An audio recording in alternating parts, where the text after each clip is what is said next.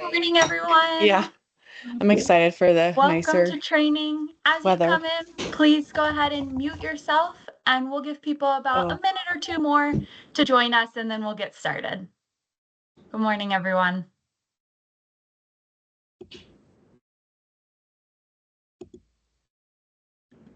Good morning. Good morning, everyone. Happy Tuesday.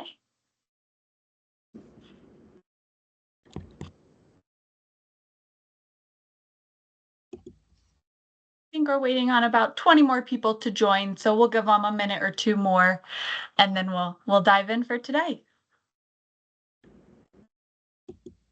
Has everyone started with students yet, or are students not back in session just yet?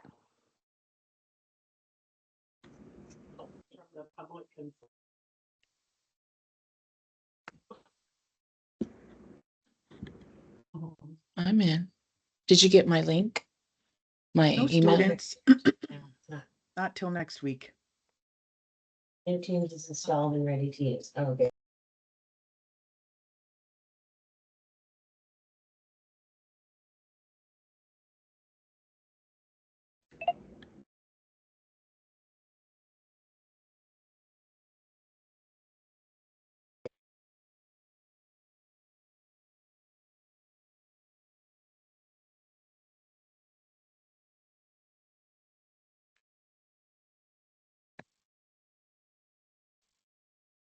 Good morning, everyone. We're waiting about one more minute for more people to join, and then we'll dive in for today. If you have your cameras on, can you give me a thumbs up if you can see my PowerPoint screen? Perfect. Thank you, Todd. I appreciate it.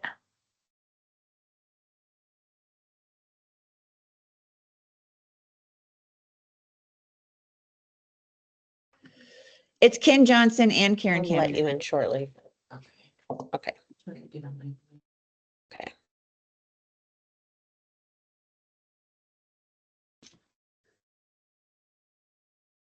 Oh, yeah.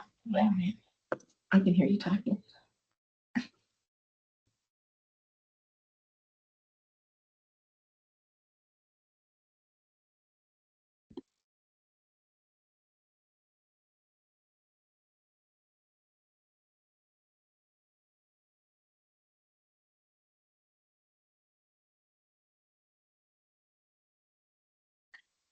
All right, well, happy Tuesday, everyone. I think it's time for us to just go ahead and dive in. And if more people join us, then perfect. But I appreciate all of you being here bright and early and spending your Tuesday morning with me.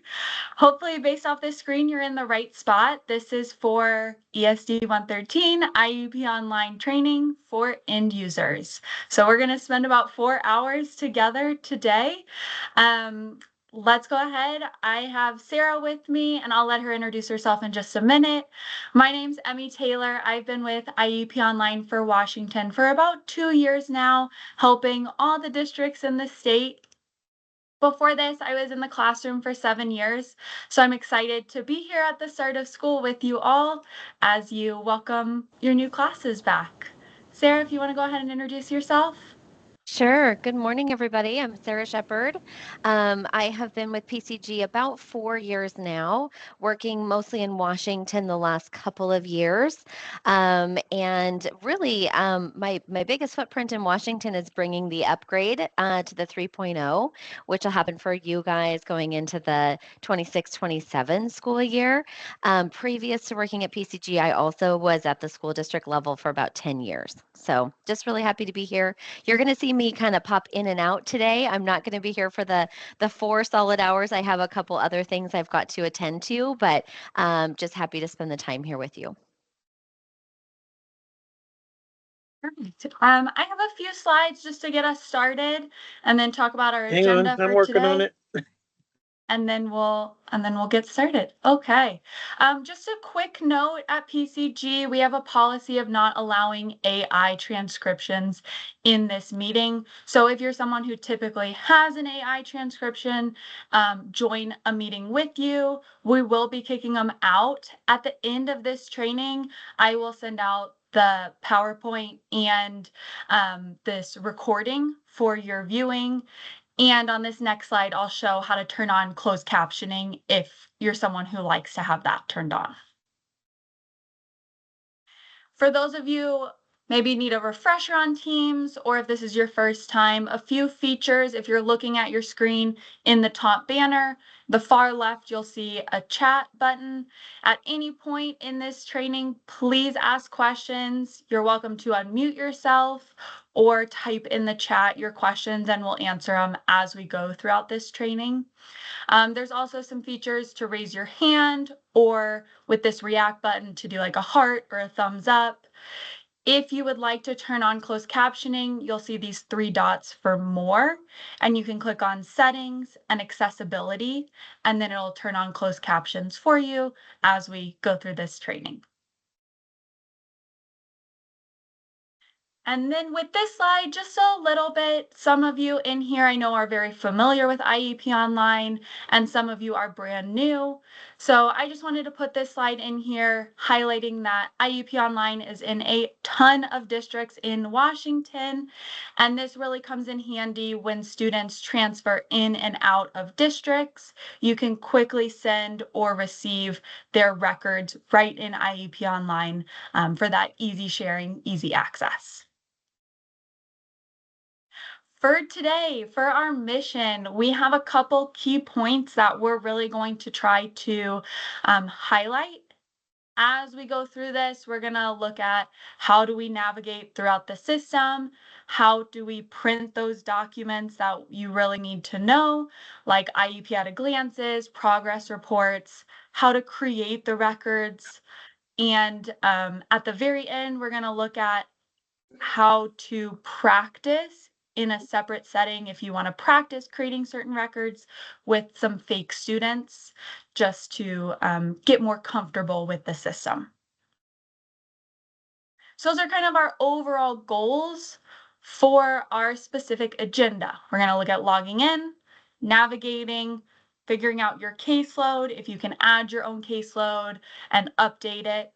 We're going to look at creating a referral, an eligibility, and a plan record. And then, like I said, we're going to look at printing those documents of a draft or finalized PDF of a record, IEP at a glances, and then we'll finish with some practice for today.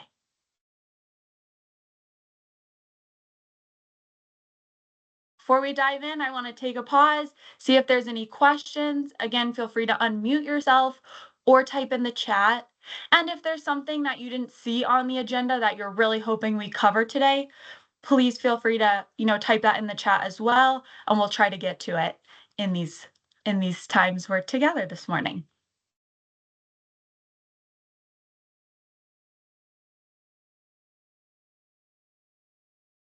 So for today, we are going to be doing a demo in a fake IEP Online site. So this site is our fake Washington site. It doesn't have any real student data in it. And as we go through, I'm going to highlight a few differences between my fake demo site and your real site. There'll just be a few, and I'll highlight those as we go along. So this is our login screen. We'll go ahead and click login. Once we log in, this is our home page, our dashboard of IEP Online. There's a few really important things that I want to highlight on this page. And the very first thing is this SIS import system at the top. This is one of those key differences between my fake demo site and your real site.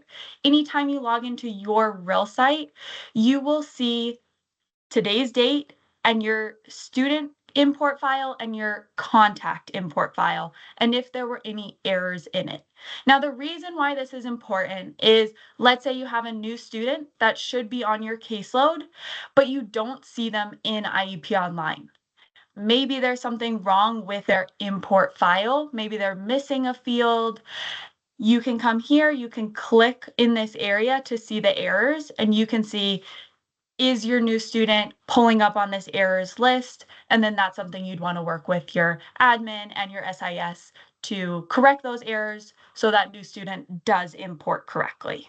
Same with like contacts. If maybe the contact field of like their relationship is missing, then the contact information won't import correctly, and you would be able to see that here. So again, this is the first area if you're not seeing a student that you should be seeing, or if maybe the right data isn't showing for that student, coming here for this import system and you'll see an errors list. That's a really important piece. The second thing I want to highlight is the far right side. You'll see that you have these 3 sections for different materials. At the top, these are district materials, so your ESD can upload documents here for your reference specific to your ESD. But down here for state materials and global materials, these are documents that we upload for you. So in here, there's a lot of manuals, quick reference documents. You can see right here that there's a back to school FAQ for users. So a lot of resources here that are really valuable.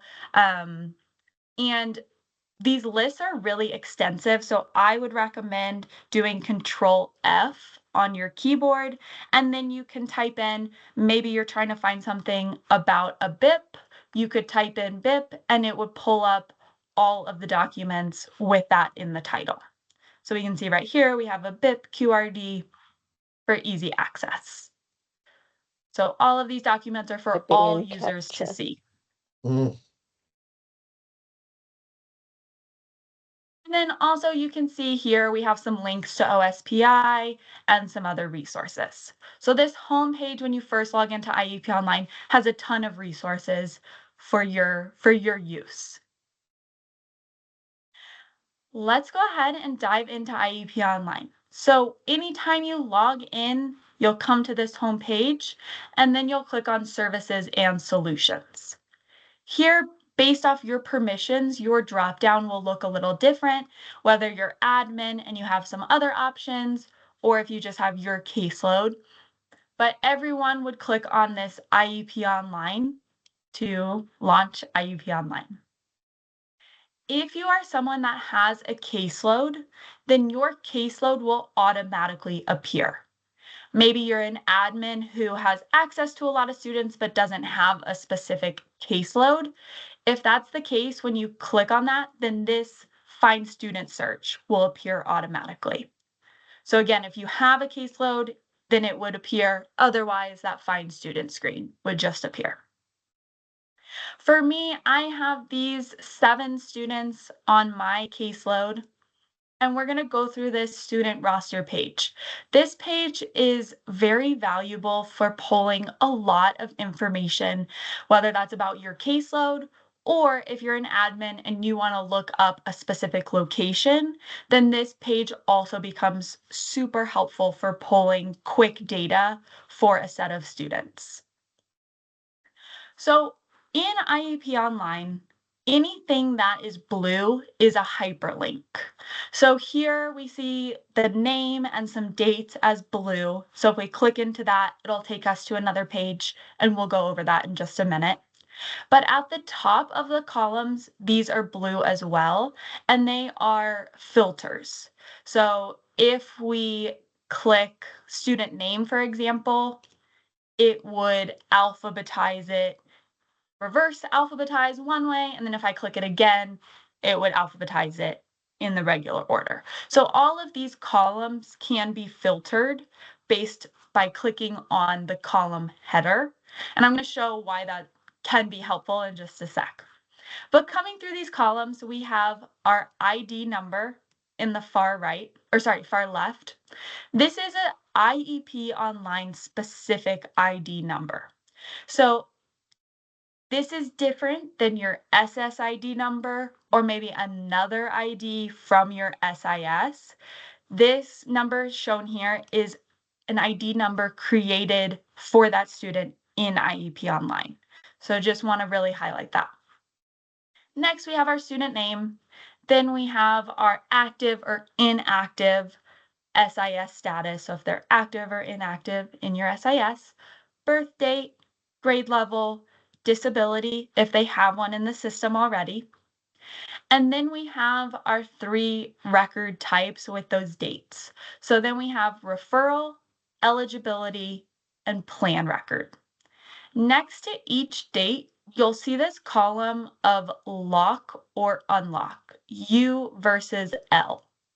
And what this means in IEP Online is if a record is in draft mode, we call this a unlocked record, and that'll be clear in a little bit if you're new to IEP Online. But anytime a record is in draft mode, we call it unlocked, meaning that it can still be edited, it is not finalized yet. As soon as the record is finalized, then it is considered a locked record. It can no longer be edited, and that is it's creating that timeline once it is locked or finalized. So the reason why these lock or unlock columns on this student roster page can be handy is at a very quick glance, I can see how many of the students on my caseload have records in draft mode. And I can see quickly if it is a locked record, is that due date approaching quickly? So I can also filter my records or my students based off if they have a locked IEP or unlocked IEP. Right now, for my 7 students, it's really easy for me to see, which students have an unlocked or locked IEP. I can see these top 2 have unlocked IEPs that are still in draft mode, but I'll show in a minute if we're doing a search for maybe a whole school. These column headers to filter can really be handy, especially keeping on top of those dates and making sure nothing falls through the cracks. The other 2 columns on the far right that I want to highlight are these CM and OP. They stand for Case Manager and Other Provider.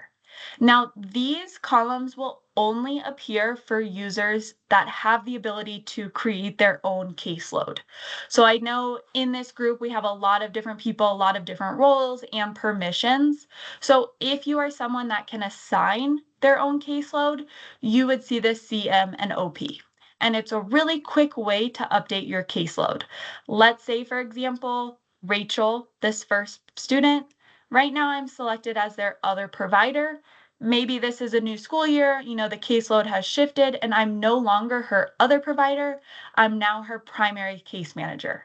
I could quickly uncheck other provider and check CM, update caseload, and now Rachel is listed. I am her primary case manager. Another thing you can do is quickly, if maybe a student is no longer on your caseload, I could quickly uncheck this student and select update caseload. And now they would, when I come back into IEP Online, that student would no longer appear on my caseload. So these checkboxes are a very quick way to update your caseload if you have those permissions. I'm going to show one other way in just a little bit to update caseloads, but that's the quickest way if you have that ability. And then finally here we have a very, very far right checkbox that doesn't have a title, so it's a little sneaky. And we're going to come back to this throughout the training, but this far right checkbox is a very powerful tool for printing records. So you will notice that only certain students have a checkbox on the far right. In order to have that checkbox appear, those students have to have a locked IEP record. So for this student, number 8, I can see that they have their checkbox.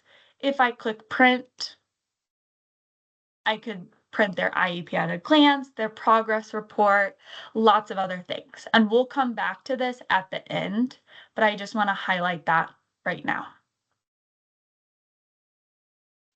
So like I said at the beginning, this student roster tool can be really powerful for creating reports.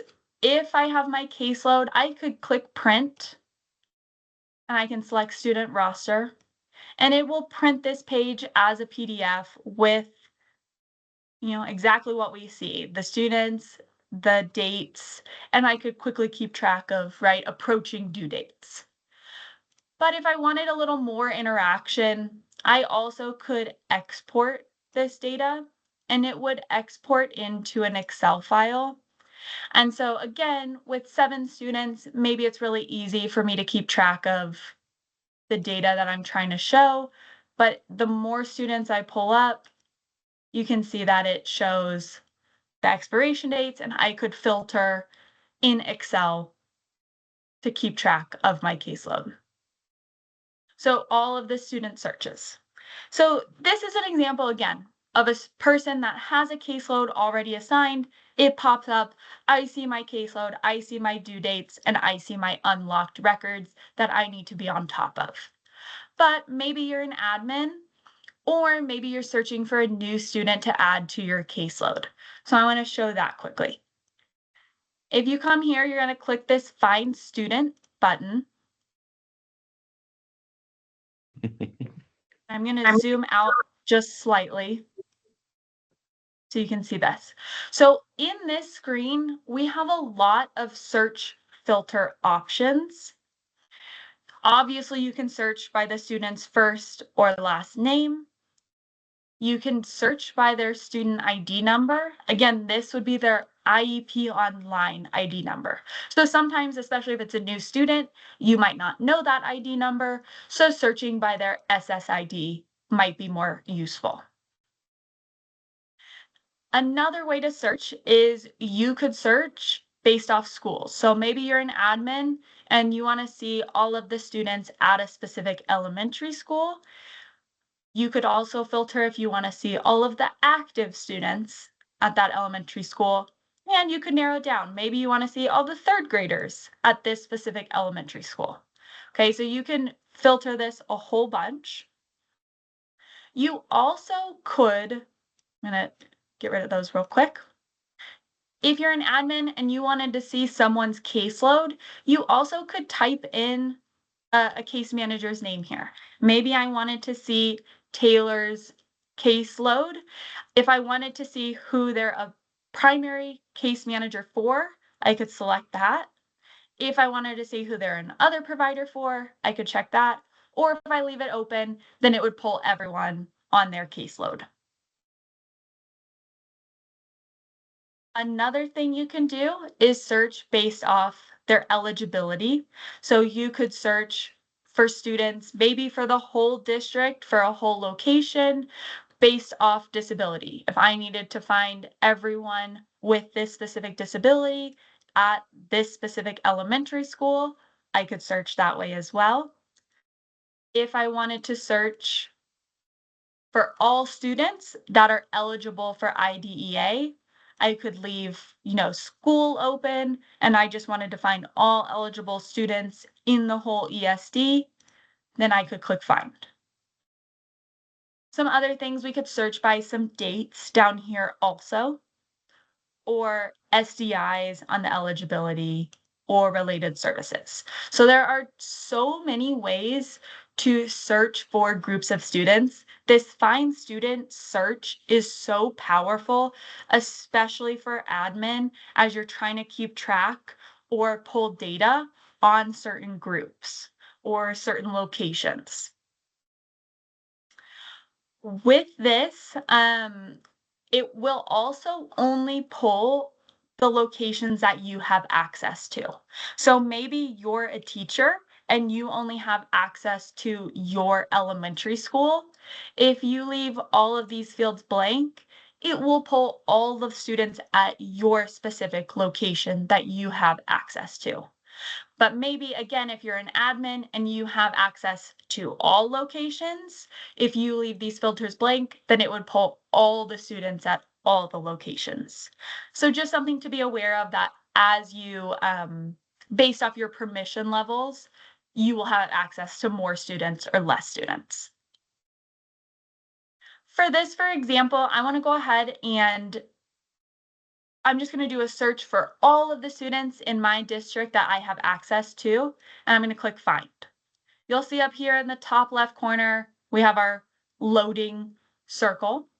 And then here I see that I loaded 43 pages. So I have access to lots of students. And so this is where those column headers are going to come in really handy. So again, let's say I'm an admin and I want to know for all of these students, how many students have unlocked IEPs at this moment. I can come over here. I have my plan due dates. So I'm going to click on this plan unlock lock button. When I click it once, it's going to filter one way. If I click it a second time, it's going to reverse that filter. And now I can see all of the students in my location that have unlocked IEPs. So this is a great way, again, these column headers, to manage and keep track of all of the due dates coming up, all of the unlocked or locked records. And again, I could print this as a PDF. I also could export it into an Excel file and filter it and save it and send it out to whoever I needed.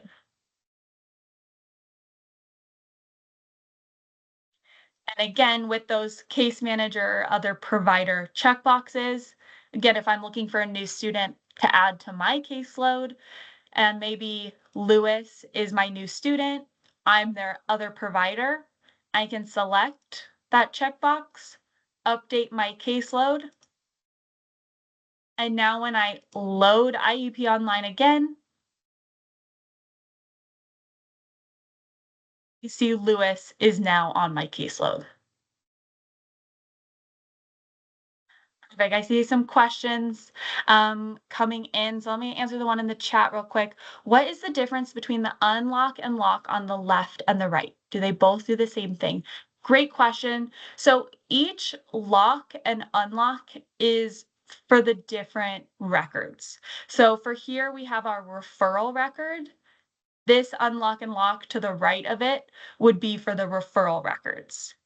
And then we have our eligibility. So the lock and unlock to the right of that would be for the eligibility record. And then next we have our plan. So the lock and unlock to the right of that would be for the plan record. Great question. So it's just showing right here if the referral is locked, if the eligibility is locked, and if the IEP is locked. Right. Amy, did that answer your question? I see your hand up. Right. And this is where I was going to pause for questions anyway, because this student screen is so powerful. I just want to take a minute and see if there's any other questions.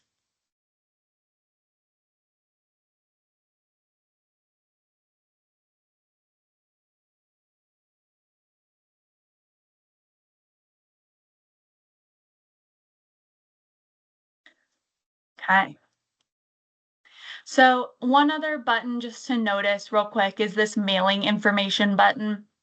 So for your caseload or for a student search, if you wanted to mail something home, you needed those addresses or that contact info, you could click this mailing info and it would pull that.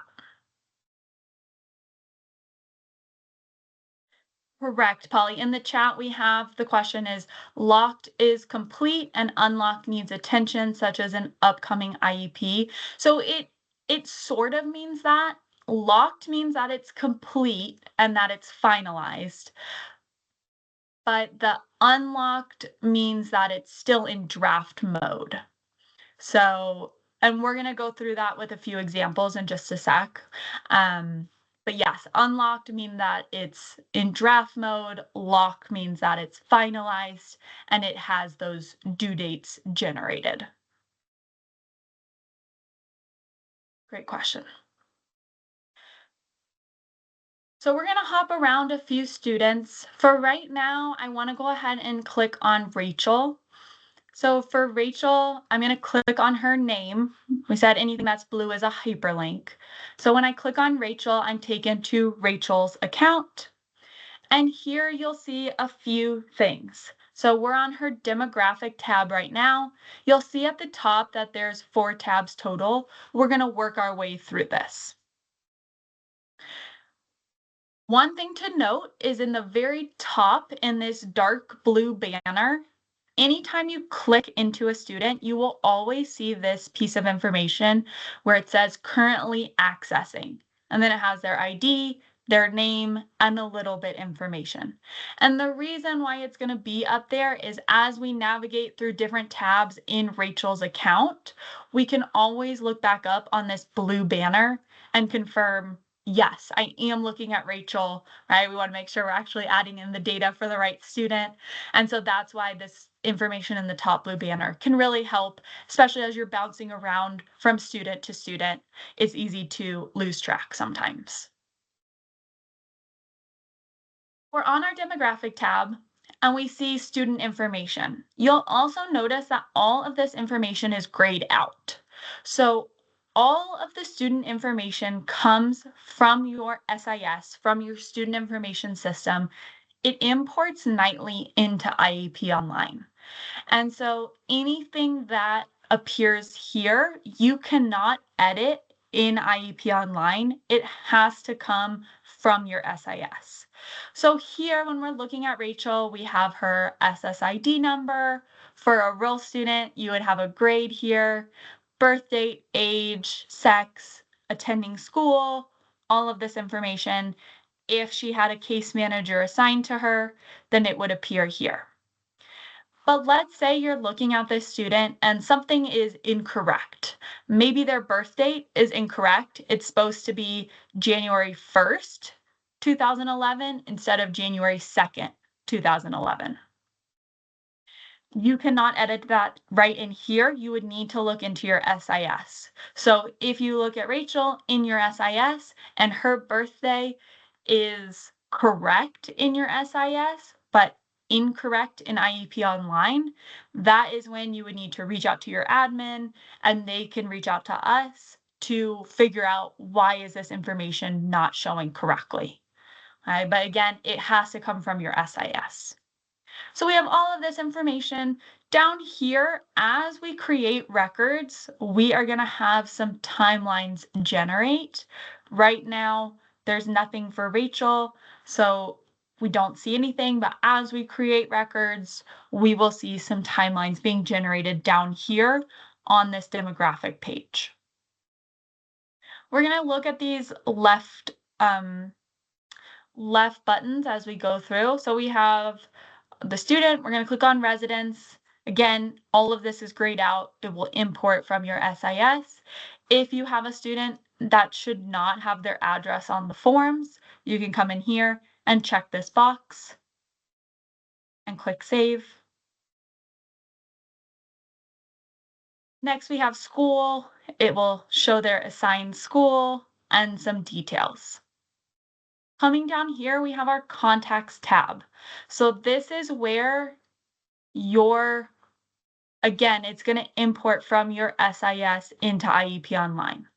So let me go back and let me click on a different student so we can see some contacts imported. So if we come here to contacts, here, this is an example. Again, this is our fake demo site, so we have all of us as trainers entered in as contacts.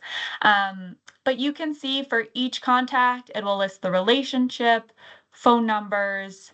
So if I click on Jasmine, for example, we can see the relationship, if they have custody of the student, their information, and again, all of this would import from your SIS. So again, if you see something that's incorrect, maybe, the relationship is supposed to say grandparent instead of parent, check your SIS, see if it's correct in there. If it's not correct, fix it in your SIS, and then it will import nightly into IEP Online, and then you should see the correct data there the next day.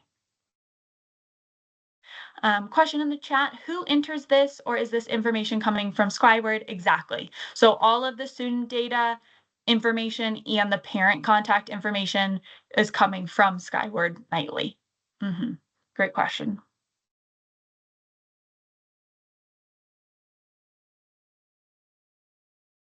Coming down here, we have our profile tab next. You can see there's a few things one thing I want to highlight is this foreign language support. So in IEP Online, we have an add-on feature of translations. I don't believe your ESD has that turned on right now. So if you have a student that needs Spanish language support, you can check this box. I know it says foreign language support, but for this, it's a little misleading. It is only for Spanish. If you check this box, then certain forms will be able to be printed in Spanish. It will not translate any of the data that you enter. It would just be like the form and the fields. Okay, but that's just if you have a student who needs Spanish language support, you could check this foreign language support. If your ESD is interested in more translation features, that is something that IEP Online does have as an add-on product, and it can translate the whole document. So maybe something for the future. The other thing that I really want to highlight on here is this student preferred name.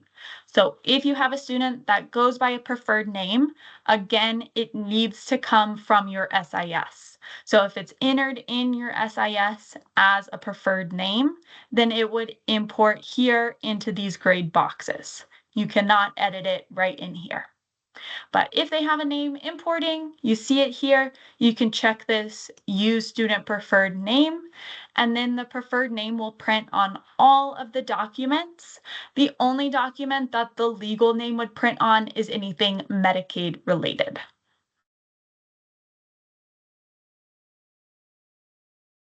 Coming down here, transportation. This is a form that some districts use a lot, some not so much. You can create a transportation form. I'm going to go ahead and click create so you can see what it would look like. You have a lot of information you can enter here, bus numbers, all of this equipment needed. If I click print, you can quickly see what this transportation form looks like.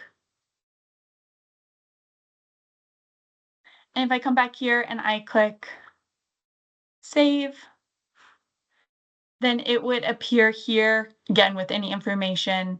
You could attach a PDF here by clicking on this paper icon if you have something to attach with this transportation form. Again, this is something that some districts use quite a lot and some do not. So that's up to your admin, up to your district procedures. Next, we have history. This will just go through enrollment and exit codes. Coming down here to caseload. This is the other way that you can update caseloads. So this might be, you can do it for yourself, but this is also a quick way for admin to update caseloads for other users. If you come into a student, you can click update, and you would see all of the users that have permission to this student's location. And you would be able to check if they should have access to this student and if they should be the primary case manager or other provider. So again, you could do this for yourself if you have those permissions to update your own caseload, or admin can come in here and update a student's caseload in this tab. And then you would just click save and it would update it. So that's the second way to update caseloads. Coming down here to notes, you can see that as you create things here, you can lock a note, meaning that you add a lot of information and then you don't want anyone else to be able to edit it. That is when you would lock it. So you can see on this previous note, I added something and I locked it back in February. Okay. What I'm going to do is create a new one right now so we can click create. Again, this notes section is something that some districts use a lot. Some, find other ways to document this. For this notes section, a lot of times if you have something that you want to document for that student, but you don't want it tied to just one specific record, you could add it here as a note. Everyone that has access to the student would be able to come in here, view this note, be aware of whatever information that is, but it's not just tied to one specific record. So that's where this note section comes in handy. So again, if I just want to do an example, if I print it, you can see it prints like this with all of my data down here, just a quick little information blurb. If I click save, then you can see when I first create it, it is unlocked. So it's still in draft mode. So I could come in here and edit it. Anyone who has access to the student could come in and edit this note. But once I decide I've added everything that I need to this note, I don't want it to be edited anymore, then I can click on this padlock and lock this note. So now it's here for everyone's reference, but no one else can edit that note that I just created. Again, if I have like a PDF to attach to this note, I could click on this paper icon and add it. Final thing on our demographic tab is this records request. Again, some districts use this. It's based off,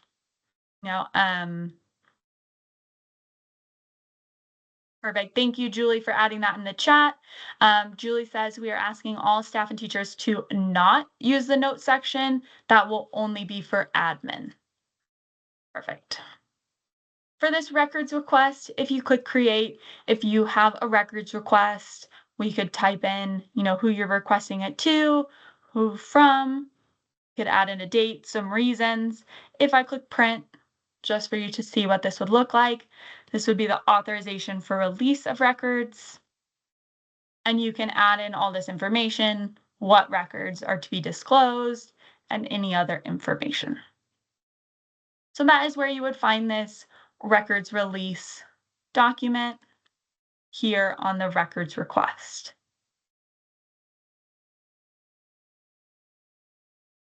I'm going to go ahead and click back to the general tab. And so now we've gone through all of the student demographic information, a lot of places to get those specific record or specific PDFs like record requests or transportation forms, and then where to find student information and contact information. So I just covered a lot of information. I want to pause and see if there are any questions.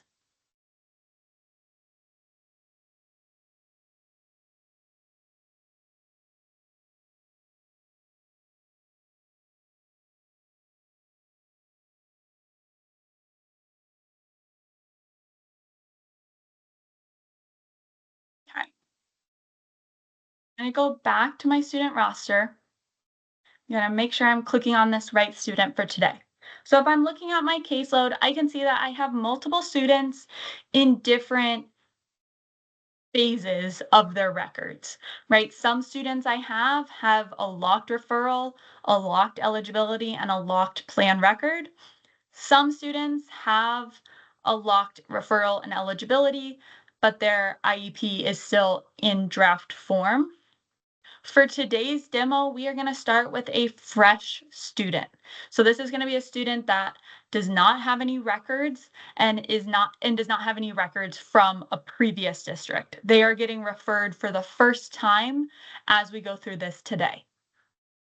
So for today, we're going to pick this student 129. So I'm going to click in there. I see that they're in 3rd grade.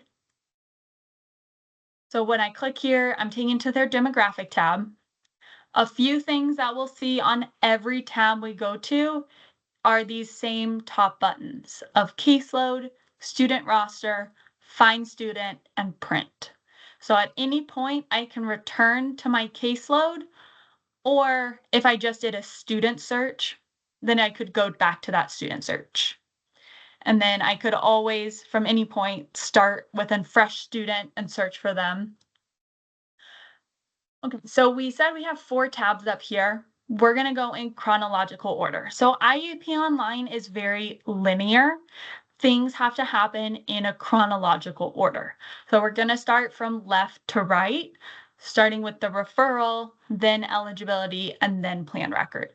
So if we click on this GT tab, GT stands for guidance team. So this GT tab is for the referral process. For today, we are dealing with IDEA records. So when I come here, like I said, the student is fresh, they have no previous records. I'm going to click create. And when I click create, I have two options because for this demo site, I have 504 enabled and IDEA. So this is going to sound really obvious, but like I said, for today, we're doing special education. So I want to make sure I click on special education referral.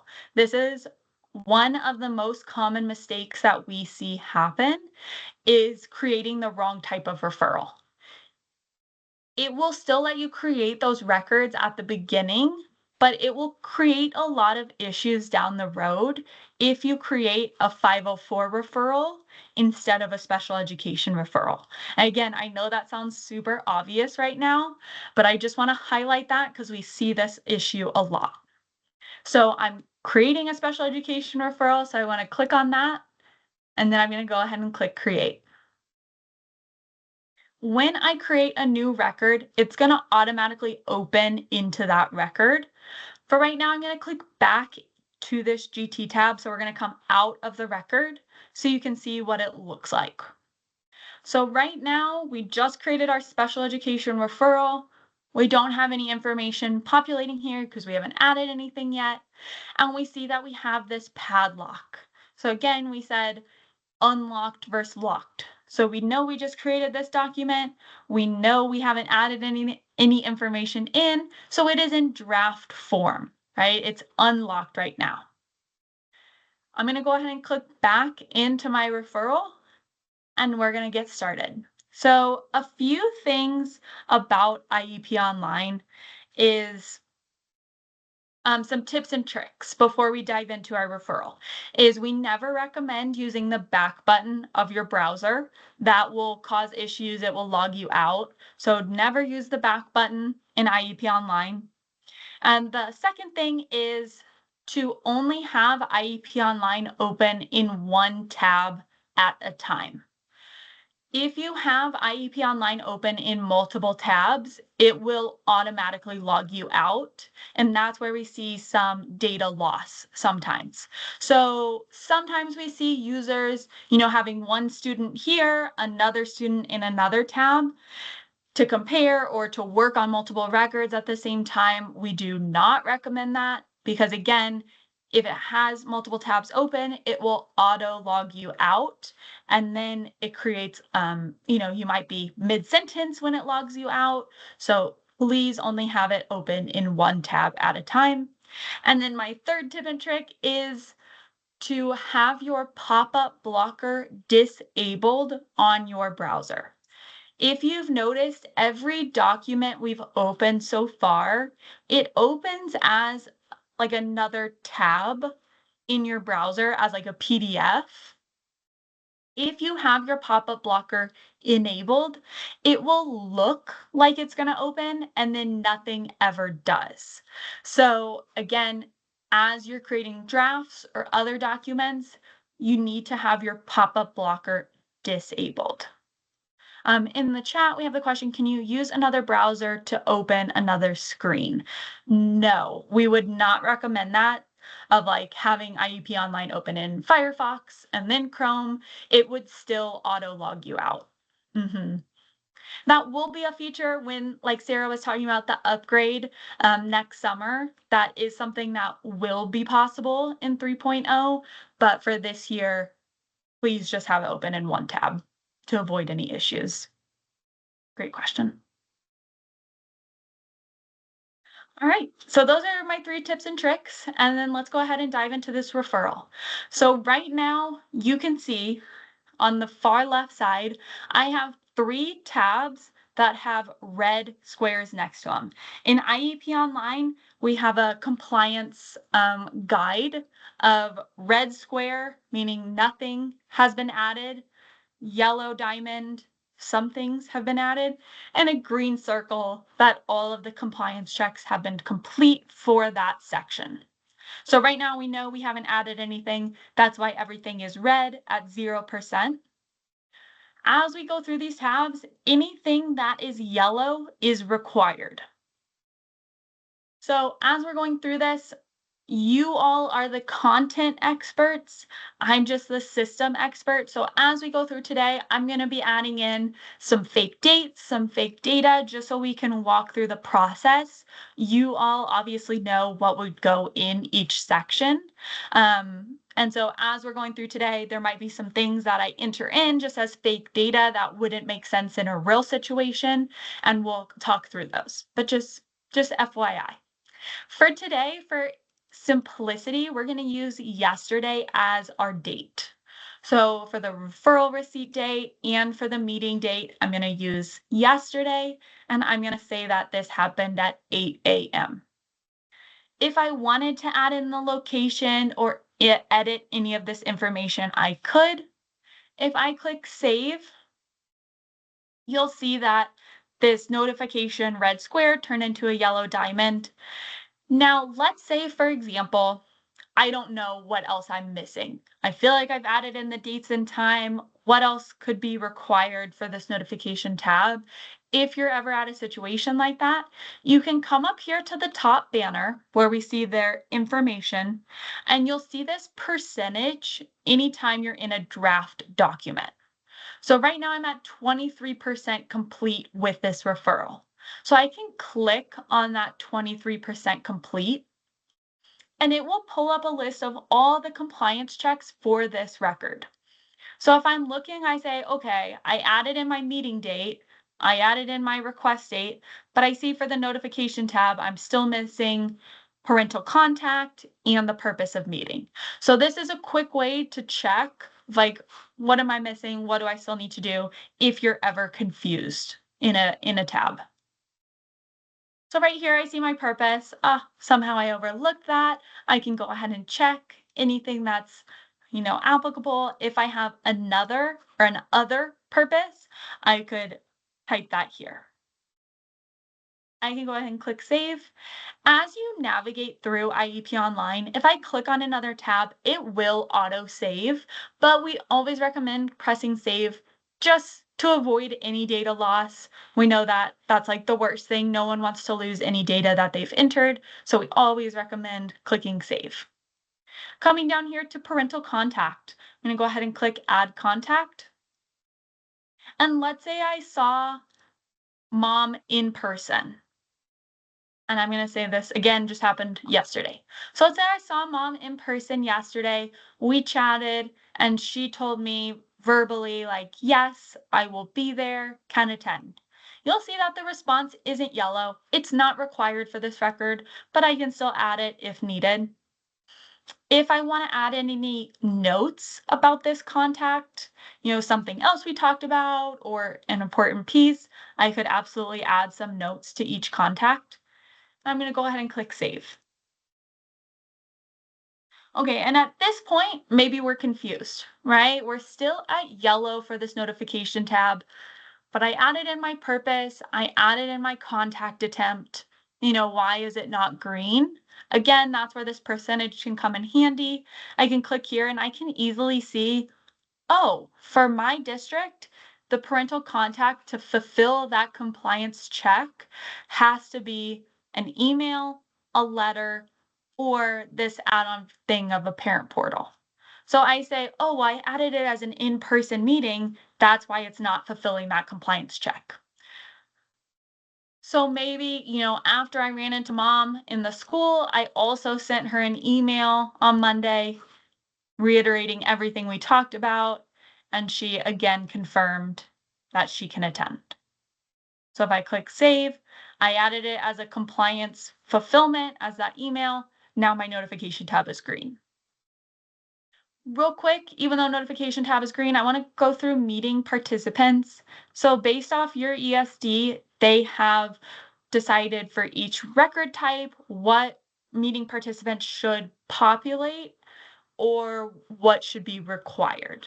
So if you have something that populates but is not required, maybe like this general education teacher for this meeting, I don't need them, I could come in and delete, and then they wouldn't appear on the meeting participants. So this is where you can edit unless your ESD has decided that that meeting participant is required, then you would not be able to delete them. Real quick, I want to go through this bank of participants.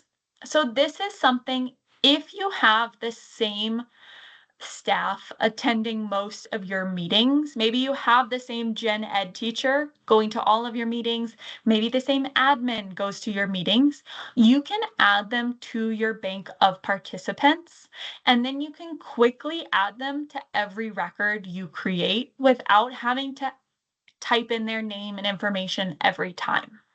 So for example, if I wanted to add a meeting participant, maybe I have the same occupational therapists coming to most of my meetings. I can type in their information, their email, anything else. I could click save.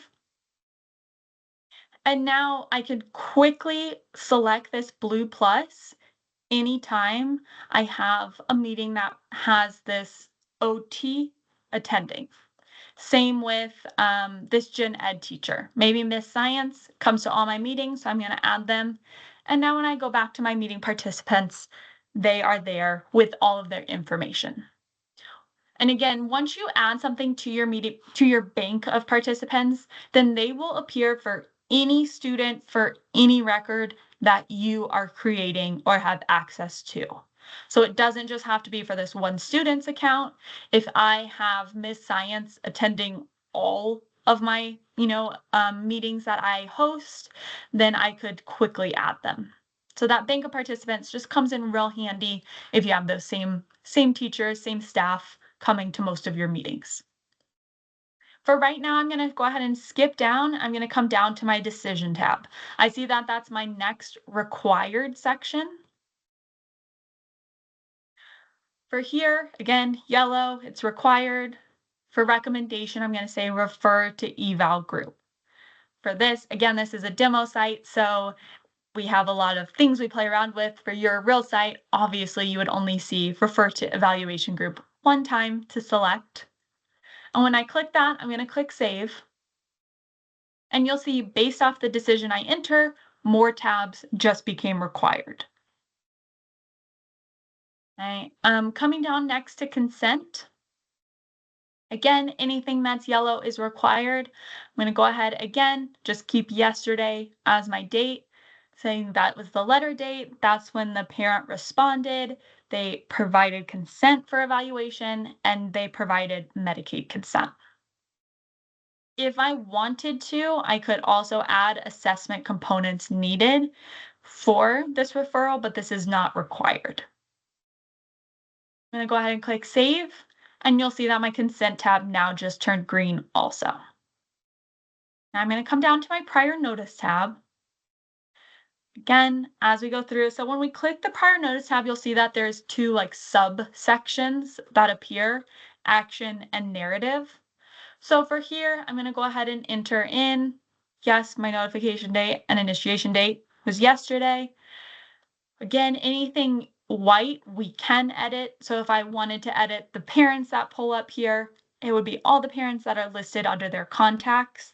But if I just wanted to show one parent, I could absolutely, edit this. Were procedural safeguards and parental rights provided and explained? Yes. I'm going to say action, part 1, propose, part 2, initiate. And again, I can check out the types. If I have an other, I could add that here. When I click save, again, let's just pretend like we don't know what we're doing right now. I fill in this information for prior notice. I don't know why it didn't turn green, right? I feel like I completed every yellow thing I see. I can come up here to that 68%, click it, and I can see all the things that I'm missing for my prior notice tab. Okay, if I click on it, it would take me right to that field. So if I click on it I know, okay, I filled out everything on the action tab.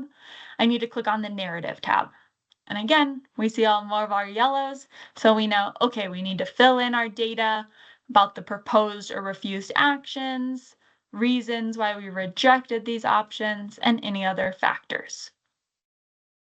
When I click save, I see my prior notice tab turn green.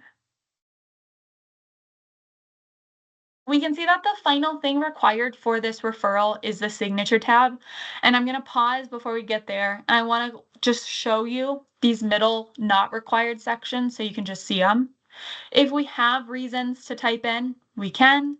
Same with strategies and performance. If we have present levels, strengths, needs, we have the option to add in a lot more data. It's just not required. Same with minutes, or if we have any records to scan, we could create it and attach any records here.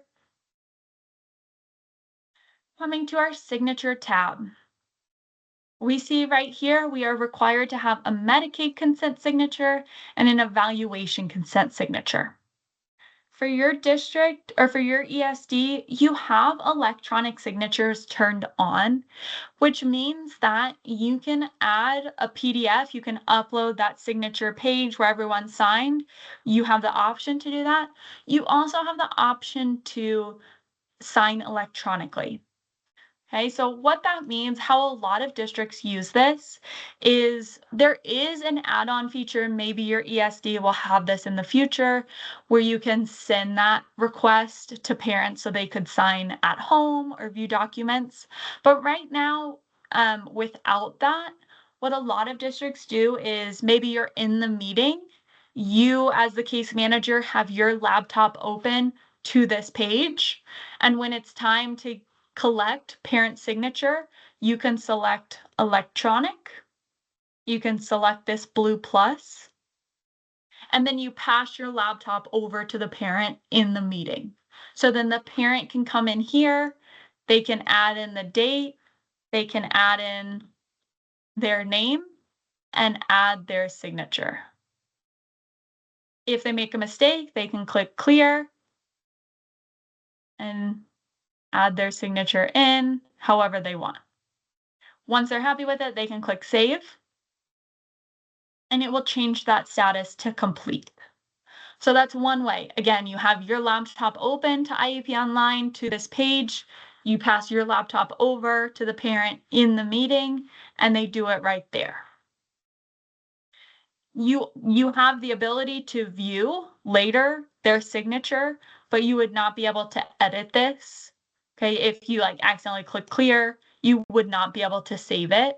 So once they add their signature, then it will always be there.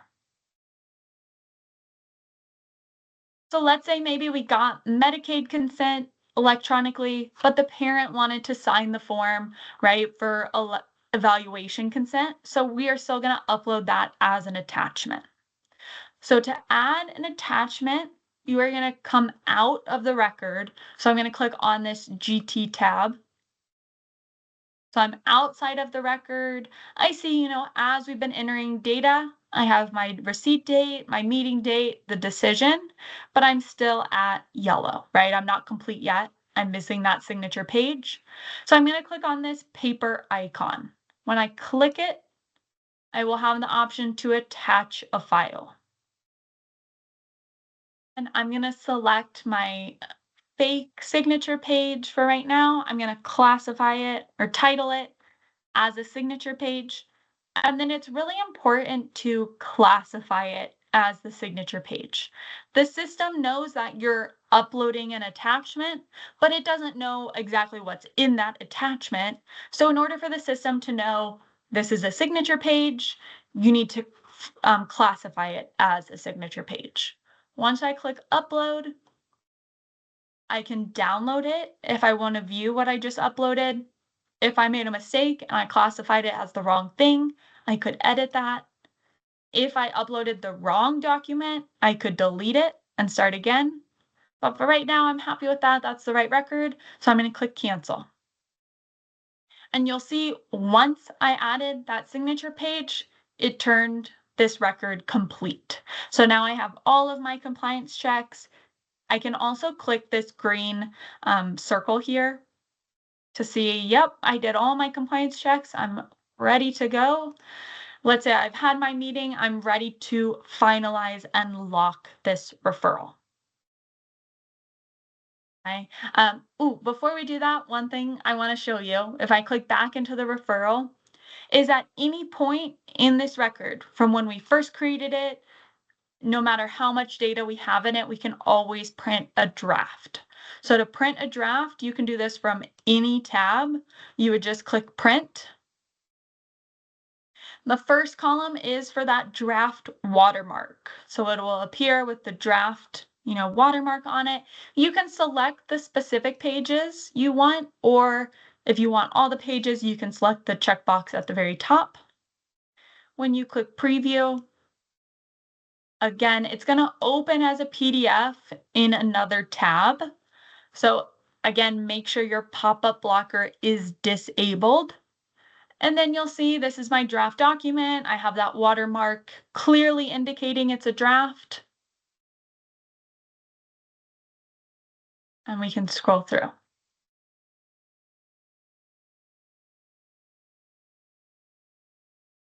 You can see here, this is where, I just wanted to show you this real quick.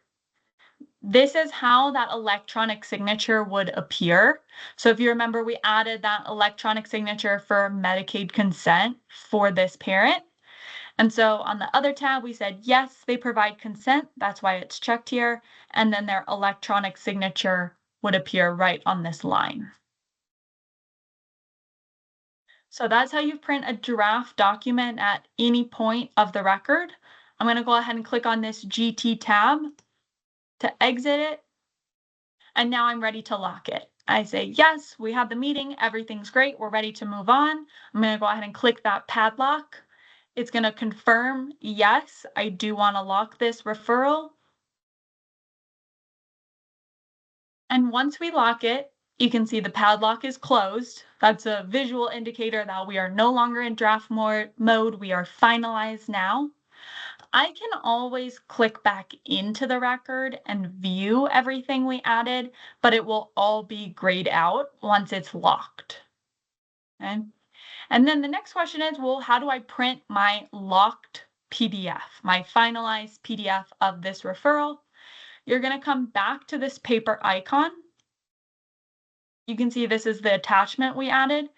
And then here we have our locked PDF. So anytime you finalize or lock a record, it's going to timestamp that PDF. So we can see that, yep, this is exactly when I just locked it. To download that finalized PDF, I'm going to click this download button. The downloaded documents will show up as like downloaded in your browser history. And then we can see this is our finalized PDF of our referral record. We no longer have the draft watermark, and we have all of our pages with all of our data.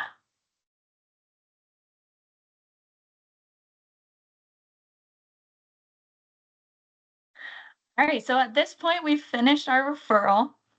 So I just want to take a pause and see if there are any questions about a referral, how to print a draft document, how to print a finalized document.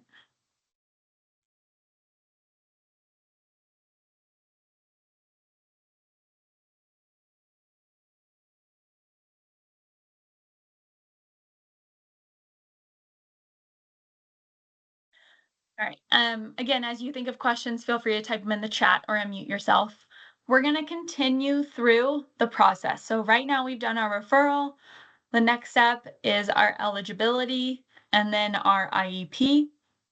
I want to take a pause. You all have been sitting for over an hour. So I want to see quickly if you want to take a 5-minute break or if you just want to keep on trucking and go on to the eligibility. So if you feel strongly one way or another, feel free to unmute yourself or type in the chat if you would like a break or if you'd like to just keep on going.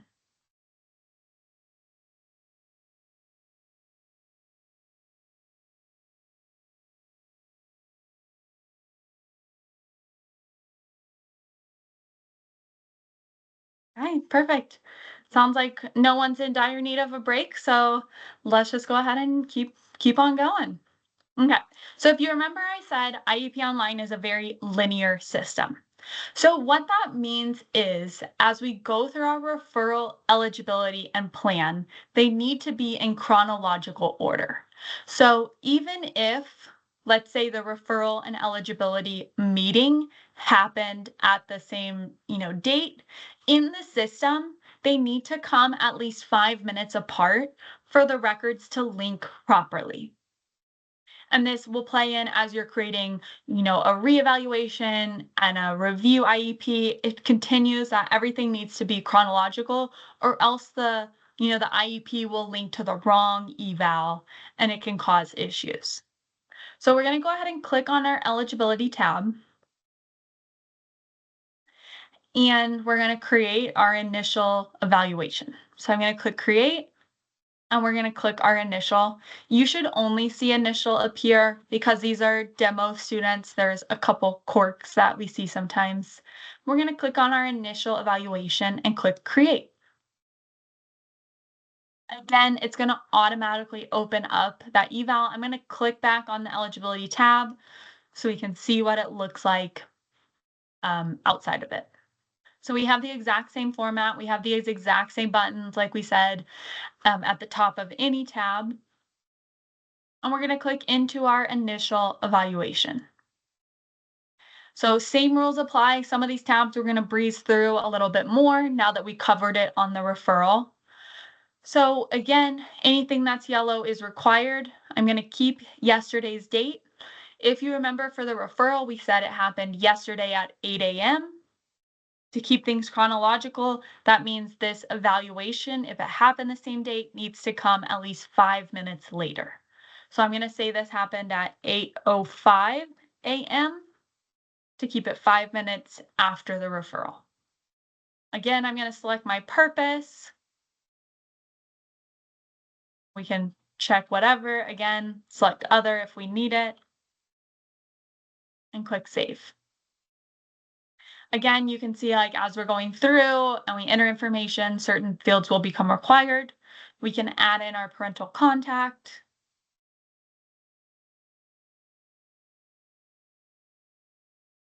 We don't have to add the response, but we can if we want. And I'm going to go ahead and click save. Again, even though the notification tab is green, if I have, any of my bank of participants attending the meeting, you can see that the same ones, once they're added to your bank one time, they're going to appear for any record you create. Then I could quickly add in these users as meeting participants. And I could delete the duplicate if needed. Coming down, we're going to click on decision next. So I'm going to select, the decision, yes, for this student, they are IDEA. And for this disability, I'm just going to go ahead and click our first one of autism. When I click save, we still have some fields to complete. This is where we're going to add in our SDIs. So you can see that at the very bottom, we have our specially designed instruction. I'm going to click up at the top, this green button that says add instruction. So when I select this for the SDI, I'm going to select, for this one, I'm just going to say communication. The area assessed for communication based off the SDI, the area assessed fields will narrow down. And then we're going to add in a description. Again, for right now, I'm just going to add an example, but you know exactly what you would add in these fields. I'm going to go ahead and click save. And you'll see communication pop up here. If I have more SDIs to add, I can click add instruction, add in more. See, I'll just, we'll just pick calculator. I'm just picking some random ones. And I'm going to say, let's say I'm adding multiple SDIs. I could click save and then click add that instruction button again. Or for ease of simplicity, you can use these buttons down here in the bottom left. So if you're adding multiple SDIs, these are just quick little buttons. So it's quicker to add more versus like clicking out, clicking back in, and repeating that. So if I have another SDI to add, I can click this blue plus.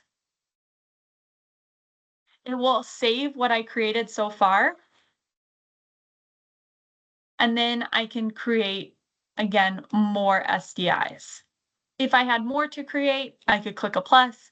I also could navigate between the ones I've created so far with these arrows. But right now I say those are all the SDIs I need to add. I can click save and we'll see those two appear here. Again, if I add an SDI and I made a mistake, I could easily delete it. If I needed to edit it, I could quickly click on the title of it, open that screen back up, and edit it again. So that's how we're going to add SDIs to our decision tab. You can see based off what we've added, my decision tab is yellow and my evaluation tab is yellow. Okay, I also can add in supplementary aids and services and related services. So for here, I can select from the dropdown those related services that are, that should be added for this student. Again, these dropdowns are created from your ESD.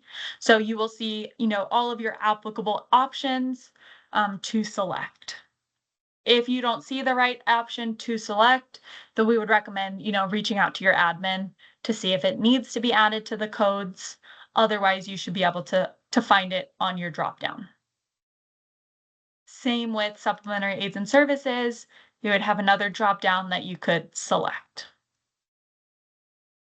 Okay, I'm going to go ahead and click save and come down to my eligibility narrative section under decision. This is the first section where it's a little sneaky that it's required because we know anything that's yellow shows as required, but this section is required, but it does not show as yellow. So this is a sneaky one. If I come up to my percentage, I would see that it is needed. So it would take me right here, but just a heads up that this eligibility narrative is required. So I'm going to come in here and add in my example data for the effective disability on involvement and progress, summary of qualifications and functioning.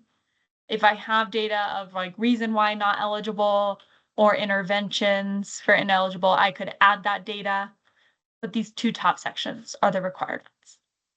Once I add that, you can see my decision tab is now green. And we're going to come back to our evaluation section. So if I look back at my SDIs real quick, you can see that I added SDIs for communication and cognitive, and that's going to come in play in the future. So keep that in mind. So for the evaluation, you can see that based off the SDIs I added, we have two sections that are required. So they're going to appear yellow once you add them as SDIs. So if I click on communication,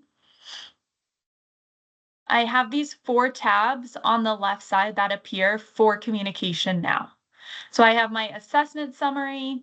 I can add in my data if I have significant findings.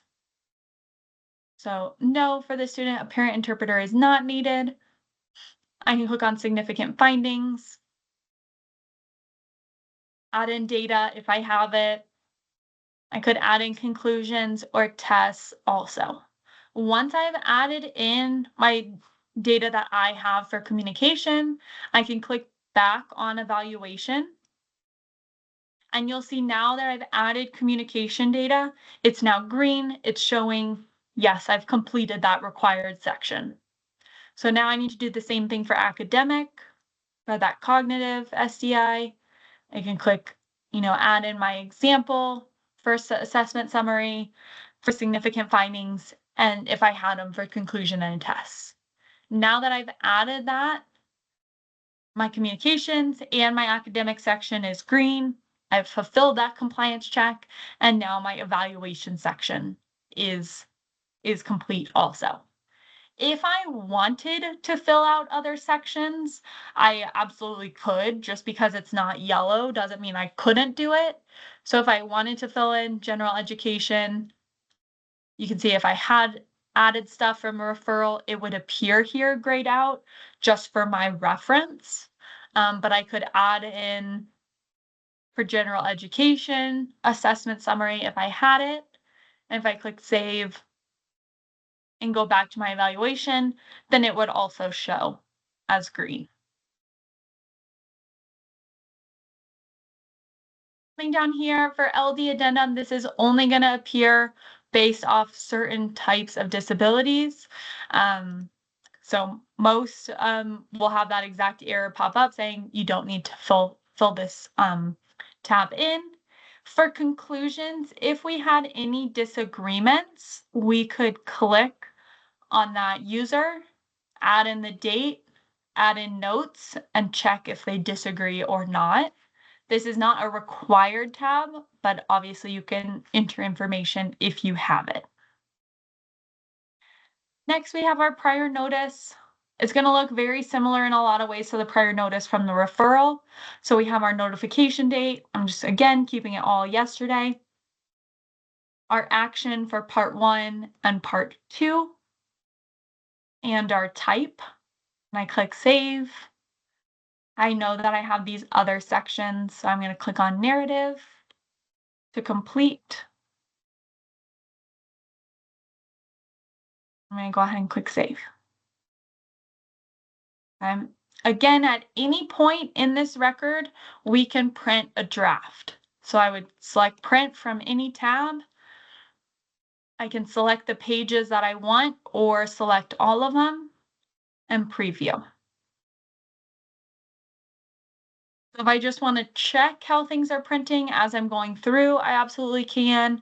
If I want to, just print the draft right before the meeting, obviously you can do that as well, but you can print it as many times from any page at any stage that you want.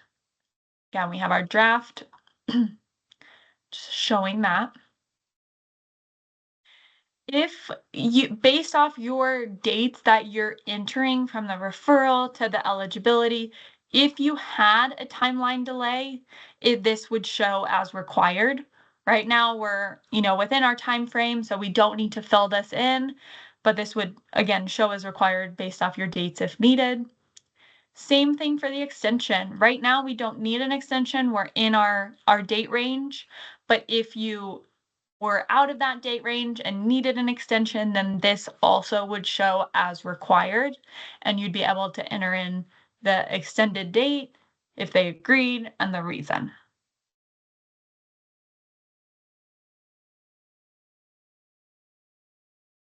Next, we have our signature page. That's our last thing to fulfill for this evaluation. So you could, again, we have the option to do it as an attachment or electronic. This is where we said, if you have your laptop in the meeting, you could pass your laptop over to the parent for them to sign in IEP Online. But for any user that has an IEP Online account, they could add in their electronic signature to this record, during the meeting or whenever, right, you're collecting those signatures.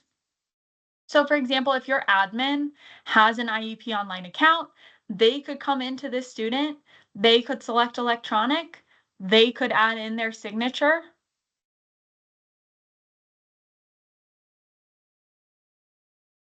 And again, fulfill, right? Type in their signature here, save it. And then again, you would be able to view your admin signature, but you would not be able to erase it or delete it. It would cause an error if you tried to delete it and then save.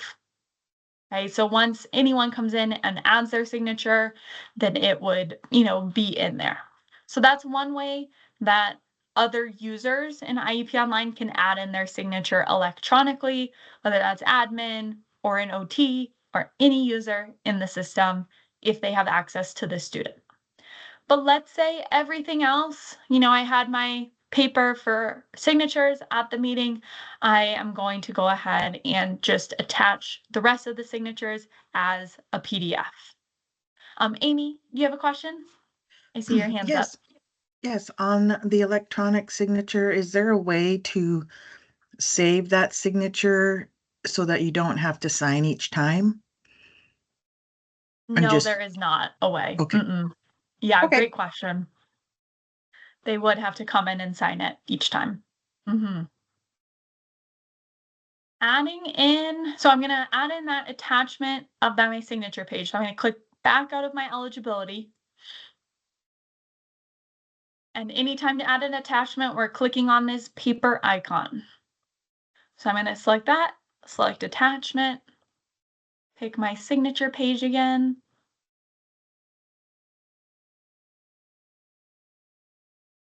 Make sure I classify it as the signature page and upload. Right? If I were to make a mistake, let's say, and upload it as a different thing other than signature page, when I save that, you'll see that it doesn't fulfill that compliance. Again, the system doesn't know that you uploaded a signature page unless you classify it as a signature page. So again, I know it sounds really obvious, but this is a very common question we get. Just to confirm, right, if it's a signature page, we're classifying it as a signature page. Once we do that, we see it fulfills that compliance check. Our record is green. One thing that I want to highlight before we lock this record is in IEP Online, you can have 2 major records unlocked at one time. So if I started a referral, but it was still in draft mode, I could create my eligibility and they could both be unlocked and be edited at the same time. Okay, I would need to complete or lock the referral before I lock the eligibility, but they could both be open in draft mode at the same time. Same here. So right now we have a locked referral and unlocked eligibility. I could create an IEP right now. Okay, so I could have an unlocked eval and an unlocked IEP at the same time. I would just need to lock the evaluation before I lock the IEP. So it will let you have 2 unlocked records open at the same time. That's just a question we get sometimes, so I just wanted to highlight that.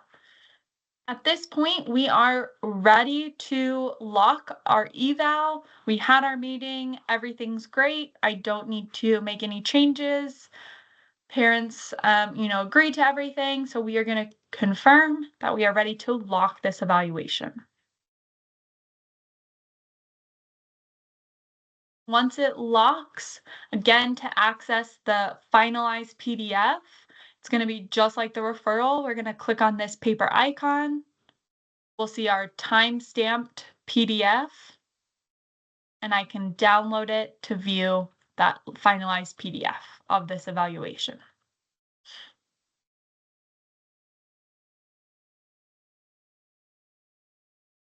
In IEP Online, we never recommend unlocking records. So maybe you lock this record and then you realize, oh shoot, I forgot to edit something, or maybe there was something that you discussed that you just forgot to add back in. We do not recommend unlocking records. That is something that you can chat with your admin about based off the specific situation, but that's our guidance to never unlock a record.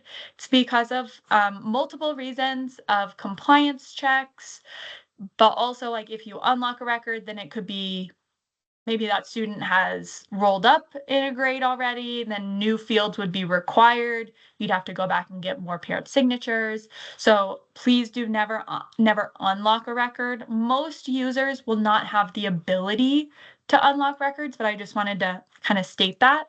And then Julie in the chat, thank you for adding that. She says all locking and unlocking will go through the office staff only. Okay? So then that will be your procedure. let's go ahead and say that this evaluation though is locked and then some time has passed and we need to create an assessment revision. So how you would create an assessment revision, we're not going to go through the whole process. I just want to show you how you would create it. Now that we have a locked evaluation, when we click this create button, we'll see more options appear now. So we can create an assessment revision, an FBA. We could create another initial evaluation if needed, medical parental consent, prior notice. You can see all of these options later on if we need to revoke consent or a waiver for re-evaluation, lots of different options. If you click assessment revision and click create, again, we're not going to go through all these tabs. You'll see that certain things will bring over from the previous evaluation. I'm going to click out of this so you can see how it looks. So in IEP Online, we call things either parent records or major records. And that would be the evaluation or the IEP. So we would call those parent or major records. And then if we create a record, it would link under that. So you can see this assessment revision based off these two arrows is kind of like subset under the initial evaluation, meaning that it wouldn't exist on its own. It has to be linked to that evaluation. Right, so if we create an FBA, it would also show linked under the initial evaluation. So that's how you would create the assessment revision. Just like the records we've been dealing with, you would go through, enter in obviously all the required fields, and then you would be able to lock it. One thing to note on an assessment revision, again, this is a question we get kind of frequently, is let's say your initial evaluation has 2 SDIs and you're trying to add in a third SDI in the assessment revision. It's important to add in all 3 SDIs to the assessment revision, not just the new one. So again, if you're doing an assessment revision, make sure you're including the old data that is still applicable, right? Not just the new SDIs. You'd want to add them all. And that's how you'd create an assessment revision. So I want to take a pause right now and see if there are any questions about evaluations, assessment revisions, anything on this eligibility tab.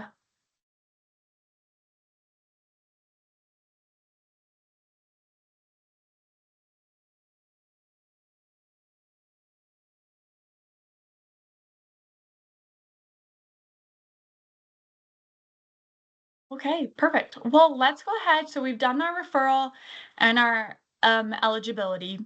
Let's go ahead and we're going to take a 5-minute break. And when we come back, we're going to start on the IEP process. Again, feel free to type in questions into the chat as you think of them. But I'm going to just go ahead and put up this little time thing and we'll come back in 5 minutes to start our IEP.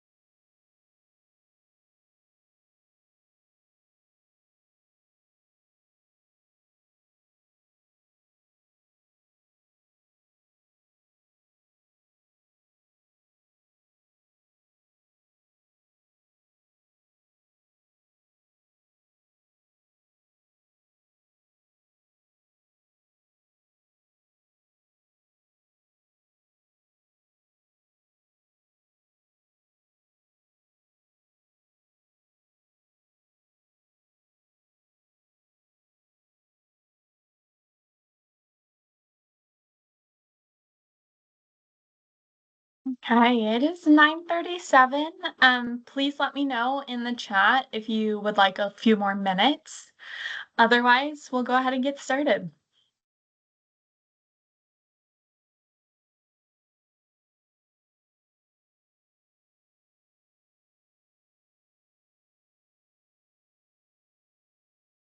Okay, so where we left off, we had just shown how to create an assessment revision. For right now, I'm just going to go ahead and delete that.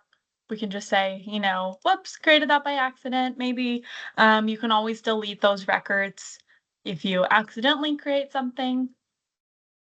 So right now we have a locked referral, we have a locked eligibility, and we're ready to start this student's IEP. So we're going to come down here to the Plan tab. Again, you'll see those same 4 buttons at the top of any page: caseload, student roster, find student, and print. So we can always go back, to our search page or our caseload. Right now I'm going to click create and select initial. So we have a few options based off your ESD settings. You might have some of these or not, but for right now we know we're going to create an initial IEP.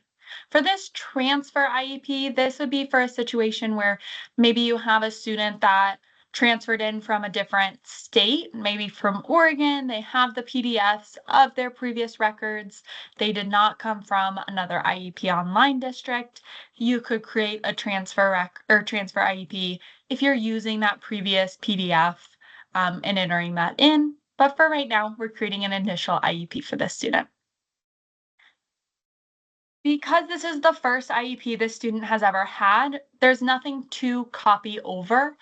But as we create, more and more records for a student, maybe the review or multiple reviews down the road, we could check this box to copy over minimum data.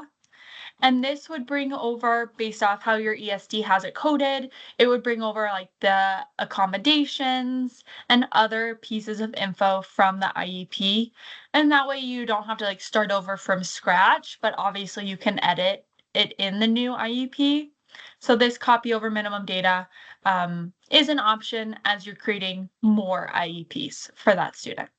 But right now, this is the first IEP for the student, so we're going to click create. Again, when we click create, it's going to open into the record. Real quick, I'm going to click the plan tab so we can see it from the outside. And we'll see all of the information, the dates and everything that will populate here in just a little bit. Clicking into our IEP, we have a lot of red required tabs. We're going to tackle them one by one. The same ideas are, consistent, where if it's yellow, it's required, and we can always click on this percentage at the top if we want to check what are we missing in this record. So again, for IEP Online, like I said before, things need to be chronological. So if you remember, our referral happened at 8 a.m. on the 25th. Our eligibility happened at 8:05 a.m. on the 25th. And for this IEP, I'm just going to stay consistent. We're going to make it 5 minutes after the eligibility. So again, if you have a situation where all of the meetings happen on the same day, they just need to be paced 5 minutes apart. So for this IEP, it's going to be at 8:10 a.m. I'm going to select the purpose of this meeting and click save. I'm going to come down to parental contact, add in my contact attempt. We know by now it needs to fulfill my compliance check. It either needs to be an email or a letter. So I'm going to complete that. And I'm going to say we send it to both parents. And now for the IEP, it is going to require the response to be entered. So for this, I'm going to say yes, the parents, emailed back and said they can attend. Again, if I have notes to add, I absolutely could add it here. Also, if the parents are going to attend in a different way, maybe a Zoom call or a Google Meets, I could also document that here. I'm going to click save. Even though the meeting participants is not required right now for this record, again, I could still edit it and I could still add from my bank of participants. Coming down here to our planning tab. So this planning tab, just like any tab in the IEP, is super important, but this planning tab will control how other tabs appear. So here we have our meeting date that we just entered. It's grayed out here. If I needed to edit the meeting date, I'd go back to the notification tab. And now I'm going to enter in the start and end date for this IEP. For right now, I'm just going to create one time frame. I'm not going to have a split setting, but halfway through this IEP, I'll come back and show what a split setting would look like. So when I enter in the start date, it's going to auto-populate the end date, 1 year minus a day. If I needed to edit this, I absolutely could. Maybe it's going to end on the 21st instead. Okay. Because I'm just having one setting, I'm not going to add in, anything else here. I just have my one start and my one end date. And for this question, will the student be changing settings during this IEP that will require a change in LRE? For right now, I'm going to say no. The student is just going to be in one setting the whole time. I'll come back in a little bit and show you what that would look like if I say yes. For right now, I'm going to say an interpreter was not requested. And then based off the age of the student, certain fields on here, like the majority rights, will be required or not. Same with the graduation date expectation.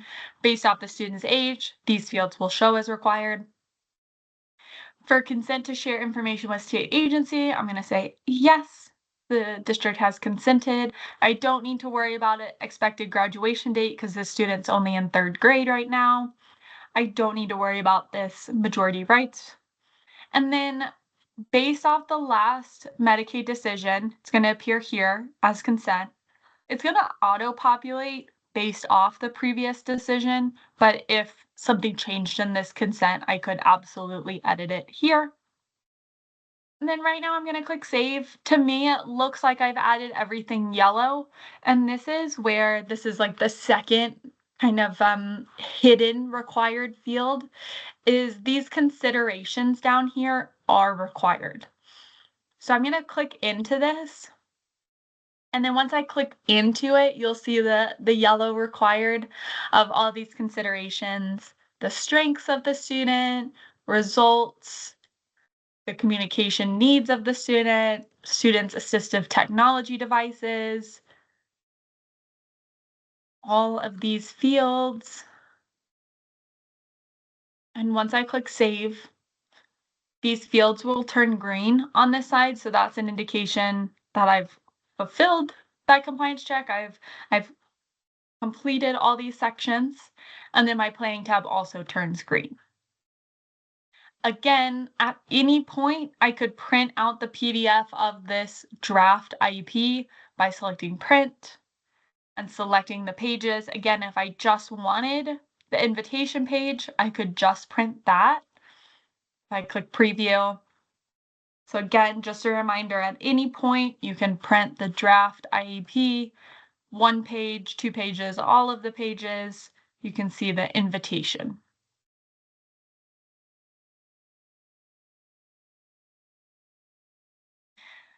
All right, coming down to performance. We're going to take a look at this and then we'll come back to this in just a minute, but we can see that certain sections are showing as required based off what I've entered into the evaluation.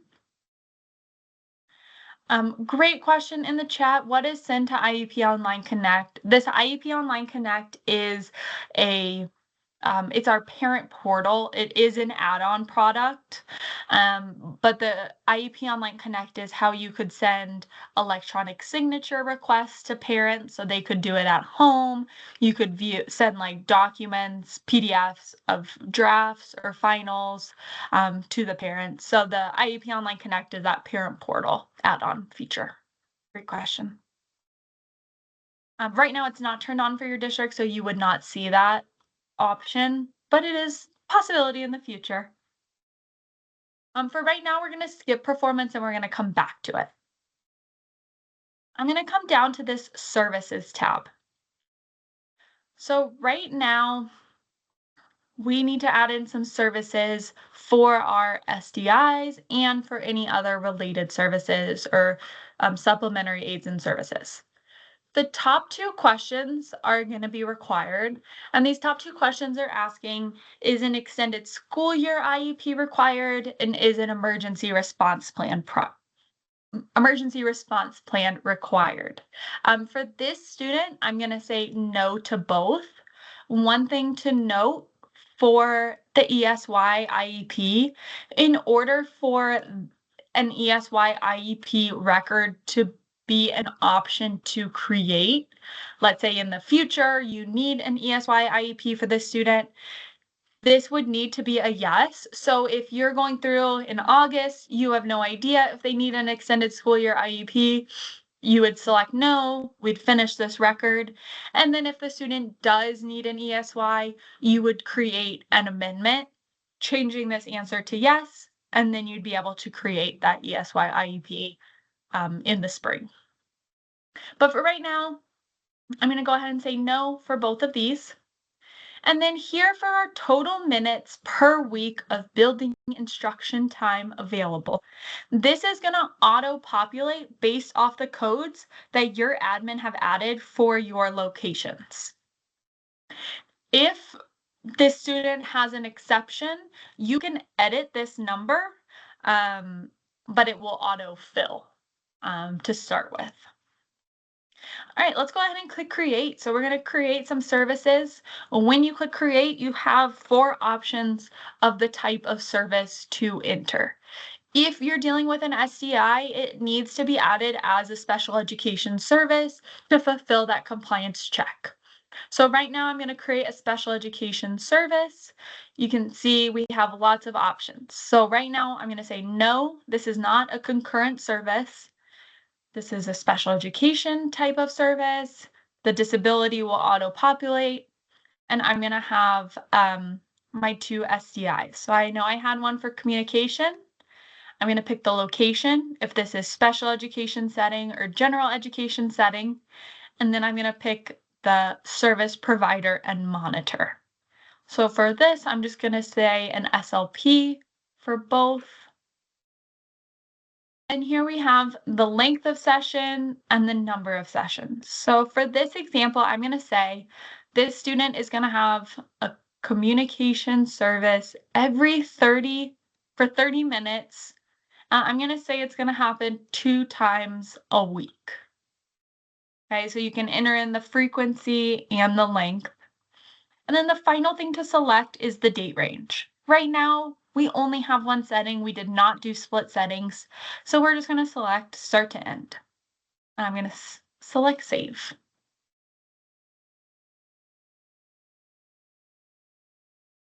So based off this service that I just added, the system will auto-calculate all of the different pieces. So 30 minutes 2 times a week, right? It calculates it as 60 minutes. And then it's going to calculate, okay, this is 60 minutes in special education setting. So based off that, this is the percentage that the student is going to spend in general education. Good question in the chat. How would concurrent services be used? And this is something that I might let your admin chime in on, because we see this different districts, do this differently. So I don't know if any admin in the chat want to respond to that. I can show you how you would enter it, but not necessarily like the situation for your specific district. If I have one, let's say for this, I'm trying to think what other one to add. I'll just pick a random one. If I click that it's in special education, and I'm just going to pick SLP for simplicity right now. Let's say it's 15 minutes twice a week. When I click save, you'll see here that it has this checkbox to indicate that it's concurrent. And then because it's listed as concurrent, it's not going to add to the minutes calculated, because it would only count the ones listed as non-concurrent. I'm going to go ahead and add in, okay, perfect. I'm going to go ahead and add in a related service so you can see how it shows differently. If I click create and click a related service, I'm going to keep it as no, it's not concurrent. So your ESD has it set up that in order for a related service to be added to the IEP, it has to be added to your evaluation. So if you remember when we made the evaluation, we added occupational therapy to the evaluation. That's why occupational therapy is the only related service appearing to add to the IEP. So it would have had to be added to the evaluation for it to be an option to add to the IEP. Right now, I'm just going to keep going. Occupational therapist. We'll just pick OT for both of these. And we'll do 45 minutes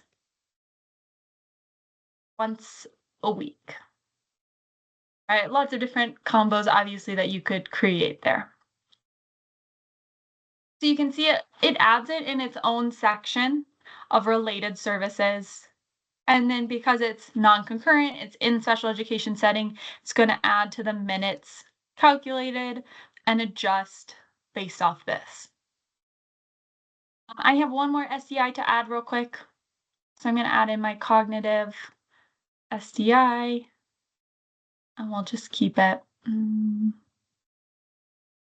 Just like this, special education. Just do 30 minutes once a week. So again, if I made a mistake, I could delete one of these. If I need to edit it, I could quickly click into the name to re-edit that service. For simplicity, I'm going to go ahead and delete this extra one, this concurrent one that I added, just to make it less boxes we need to fill as we move throughout this process. If I have a description of services, I can add that down here too. If I have some more information that I want to add, I can. It's not required. And so based off that, I've added my 2 SDIs. I've added my related service. My services tab is green. I'm going to come back to my goals tab now. So now I'm going to add some goals for my SDIs. So I'm going to add in some non-standard goals. I'll show you how you can add a goal linked to a standard in just a minute. So for the first one, for communication, I'm going to select my present level. And then we have this format, when given, student will, improving, right? That standard format for the goal. For right now, again, I'm just doing my standard example data, but you guys know exactly what you would enter here. If I wanted to add in a specific skill here, maybe for communication, we're working on, full sentences, we could type that there. And then we have some other questions down here. Does this support the students' post-secondary goals or outcomes?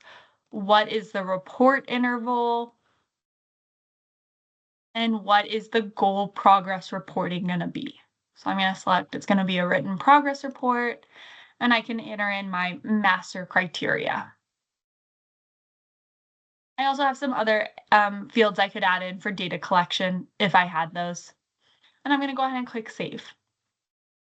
When I click save, it's going to open up this goal just a little bit more. So if I wanted to edit something or add more information, I could. Question in the chat, can the standard format be changed? No, this is not changeable. This is the format for all those goals. Great question. For each goal, you can add objectives if you would like. They're not required, but if you select on the objective, you could click create. And then once you click create, there'll be certain fields that are required for that objective, but it's not required to add any objectives, if that makes sense.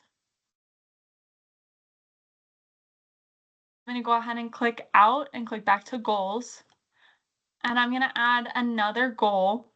Let me go ahead and show how you can do a goal based off a standard. So we can click add standard. You can search for the specific, grade, framework domain. Whenever you find the right standard, you can click add to plan, this blue plus. So I'm just going to do this first one and click plus. And then I'm going to close out of this. And now that I've added this standard, I can add a goal to it by this blue plus. And then that same format will appear. I'll have my title. So I'll just go ahead and do my cognitive one, link to this just so you can see it. So I can do my cognitive goal. What's the reporting interval, progress report, master criteria, and click save. So you can add in goals not, connected to a standard, or if you want to connect them to a standard, you absolutely can. I'm going to click goals again. So now you can see how those appear there. One other thing on this goals tab that I want to highlight is this goal bank. So just like with the meeting participant bank, if you have goals that you use for most of the students on your caseload, or maybe just a small variation that changes between them, you can add them to your bank. So you can click on Goal Bank. Your district can set up a district bank if they would like, but you can set up your own personal goal bank. And so how you would do this is you can click Add Goal. I'm going to select a goal. Let's just say math, for example. And I'm going to say, we'll just do today's date so you can see how that will show up. So I'm just going to do my example throughout this and click save. And so I've added that goal to my bank. And so now let's say I'm, on this student, I want to add some goals from my bank. I can select the category. So let's say I'm looking for that math goal. I select math and select get.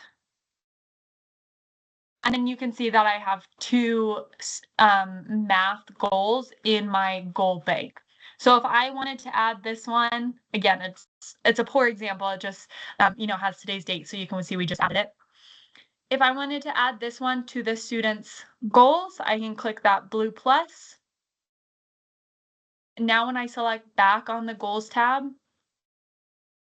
it will be this one here. So it's showing as in A because there's still some fields that I need to complete, but it pulls over that goal bank wording. So you'll see, for example, right, it's pulling over all of that goal wording, but I still need to fill in the title. We'll just make this calculator and the present level. And then I would also need to fill in this. So you can add it to your goal bank and the wording for the goal will appear, but you would still need to fill in some of these fields.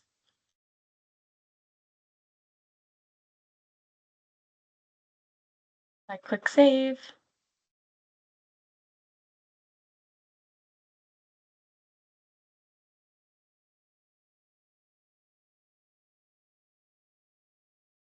All right, if I go back to goals, now you'll see, right, it has all of our titles and everything.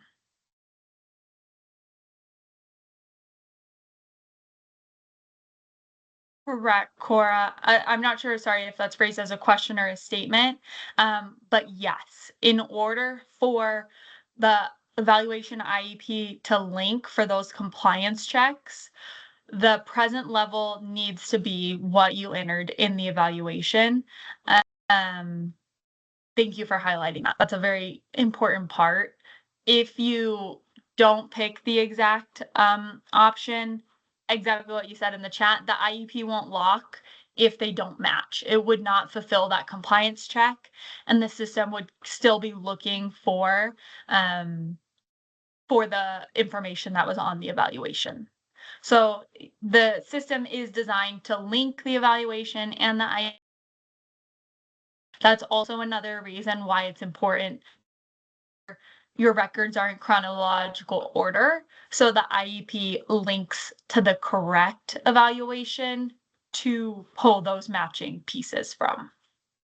Thank you, Cora, for adding that.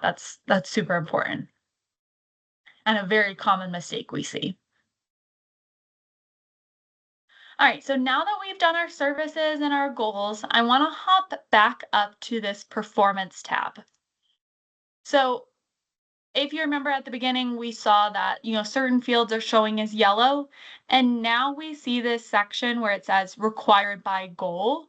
And so this is another way those tabs are talking to each other based off the information you add into the services tab, and the goals tab, then these fields will show as required.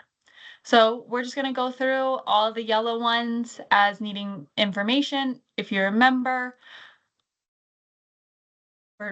we'll just keep today's date. That's fine. So I'm going to enter this. If we had entered information on the evaluation, it would pull up here and it's grayed out. It's just for reference. So we'll see that in the next slide, or the next one in just a sec. So if we come back to academic, for example, we entered my really creative text of example in the evaluation, but it's appearing here. So as we're fulfilling or as we're completing this IEP, we can review what we added for the significant findings for the evaluation and add in information needed for the IEP. So those gray boxes will only show data if it was added to that evaluation. You can see as we fulfill each one, they turn from yellow to green to show that, right, we're completing them as needed. We have our adverse impact study summary was required, so we completed that. Again, if we had other sections that we wanted to complete, we absolutely could. One thing to note is if you have an SDI that has math, for example, it would show math required by goal. And you'll see that math is a subsection under academic. So in order for the subsections of writing, reading, and math to print on the PDF, the header of academic would also need to be complete. This is a very sneaky thing in the system, and a question we get quite a lot. So again, if you have one of these subsections of reading, writing, or math, you need to complete the academic section header also. That's just something that trips people up sometimes, so I like to call it out. Coming down here, we're gonna move on to our LRE tab. The LRE, based off the services that we entered, the system is calculating the minutes and the percentages spent in general education. And so it will show a recommendation of which LRE setting the system thinks would be the correct choice. So that will appear here. If you have a student that might be in a preschool grade right now, and then over the course of the IEP, they turn 5 years old. So then the school age LRE would need to appear. This is where if you select this select/change type, most students will only have one option here. But if you do have a student like that, that would need 2 different LRE options from preschool and then grade level, they would appear here to select. And so then for the LRE, if we scroll down, we can select the LRE from checking this radio button. And then scrolling down, we have a few fields to complete. And so this first thing is just an explanation. It says explanation of the extent to which the student will not participate with non-disabled students in the general education classroom. So you can add in your data here. And then we have a few required things below. So the first one is neighborhood school. So if we select no, then the explanation will be required. If we select yes, then that explanation's not required. Right? If we say it is a private school, then again, we would add in our details here. That would only be required if we say it is a private school. For transportation, is it special transportation or regular? And then final question is for general PE. Will the student participate in general PE? If we say yes, that's all we need to answer. If we say no, then this explanation will be required. And we can just add in our text here. I'm going to go ahead and click save. I want to take a pause because the IEP process is quite long. So I just want to take a pause and see if there are any questions so far. What I'm going to show right now is how it would look if we have split settings and 2 different LREs. So I'm going to show that, but I just want to take a pause and see if there are any questions so far.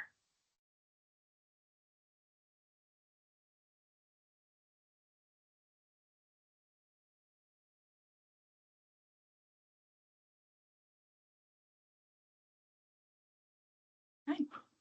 So to change the settings, we're going to come back to the planning tab. And so here, if we do have a split setting, maybe semester 1 is going to be in one setting, and then it's going to change for semester 2. So if that's the case, I'm going to come here. The start date is going to stay the same, but now I'm going to enter my end date. So maybe my end date will be January 2nd. Okay. When I enter in my first end date, it's going to auto-populate the second start date. So you can see that this start date is grayed out. I can't edit that. If this is supposed to start on the 4th instead, then I need to change this end date. So now I have a start date from August to January and then January to August. And then I'm also going to change this answer, and I'm going to say, yes, the student is changing settings that will require a change in LRE. So let's go ahead and save that. And I just want to quickly show you what that would look like on the Services tab and the LRE tab. So I'm going to zoom out real quick so you can see a little bit more of the screen. What you'll notice here on the Services tab is now I have a setting 1 and a setting 2. Right? Based off the grade level that your student is in, for these time frames, this might populate automatically for the next minutes, or it might you might need to type it in. And so for this, if I have a service that is different for setting 1 versus setting 2, maybe this occupational therapy related service is only happening for the first setting. So I could come in here and I can edit anything, and I can select, instead of just my one time frame, now I have the whole time frame, I have setting 1 and I have setting 2. So I can select setting 1 and click save. And now you'll see that occupational therapy only appears in setting 1. It's not in setting 2 down here at all. Okay, so I could also create new services and select setting 1, setting 2 for them.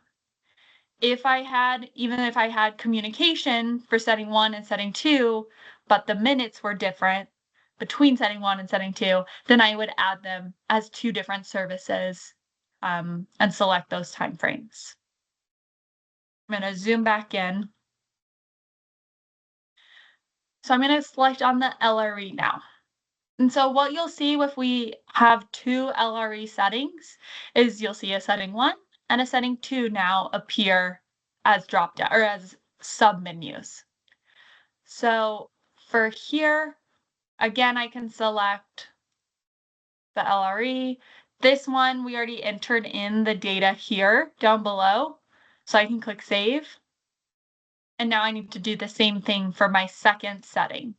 I need, based off the recommendation, I'm going to select select the LRE, enter in my data here,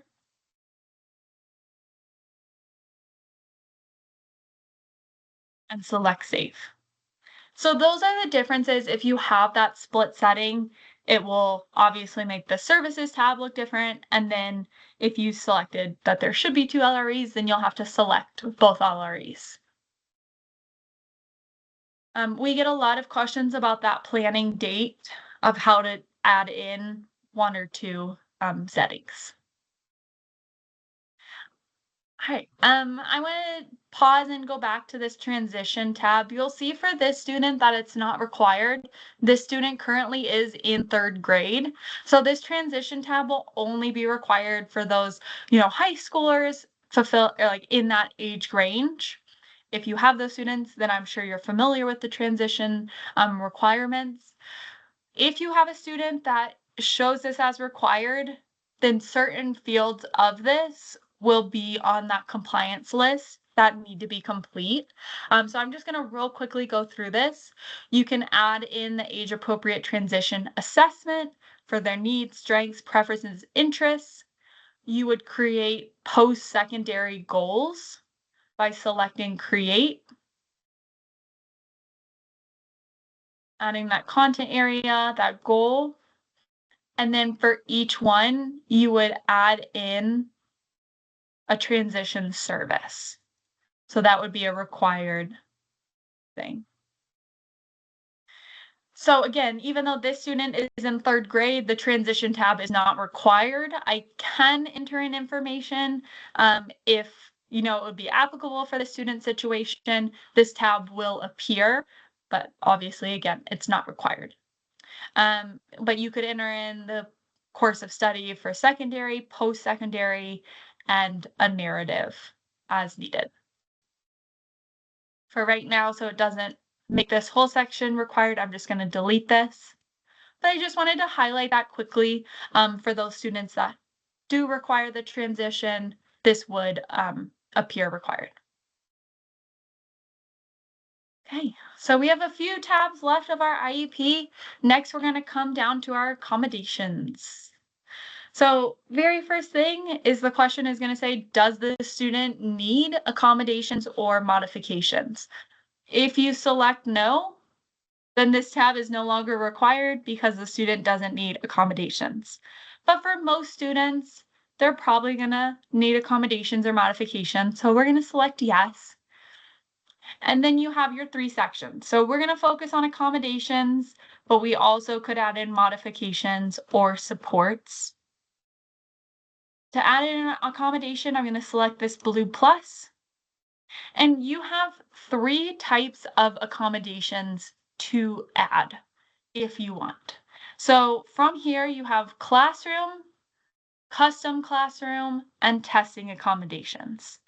So we're going to create one of each so you can see how it goes. So for the classroom accommodation, you are going to have a drop-down that your ESD has added to your site. So you would come here, you would select the option from the drop-down. You can select the location and the frequency. And if you need to edit the dates, you can. If you, want it for the whole time, you could take out those dates. However you need to edit those dates, they are editable. And then you can click save. So right accommodation. Again, that's a drop-down menu from your ESD settings. It's just loading real quick. Right, so we can see all of this. If I only had one setting, then these, first in date, second start date would be blank, and it would just show that whole time frame. Let's add another accommodation. So this time we're going to add a custom classroom accommodation. So let's say, for example, you looked through the classroom drop-down menu for accommodations and you didn't see what the accommodation is that your student needs. Maybe it wasn't specific enough, or maybe your student really needs, whatever the accommodation is, you did not see it from the drop-down. You can type in your accommodation here, you can select, the location and frequency. If you need to type a frequency in, you also could do that. So if, I need to say this happens every hour, I could type in that frequency or location, and I can click save. So far we've done a classroom accommodation from the dropdown and a custom classroom accommodation where you can type in your own accommodation. Next, we're going to go through creating a testing accommodation.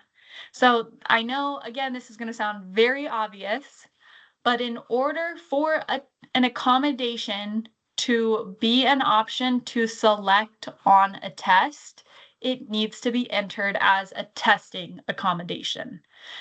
Again, sounds really obvious right now. This is another common issue we see. So for right now, we're going to add a testing accommodation.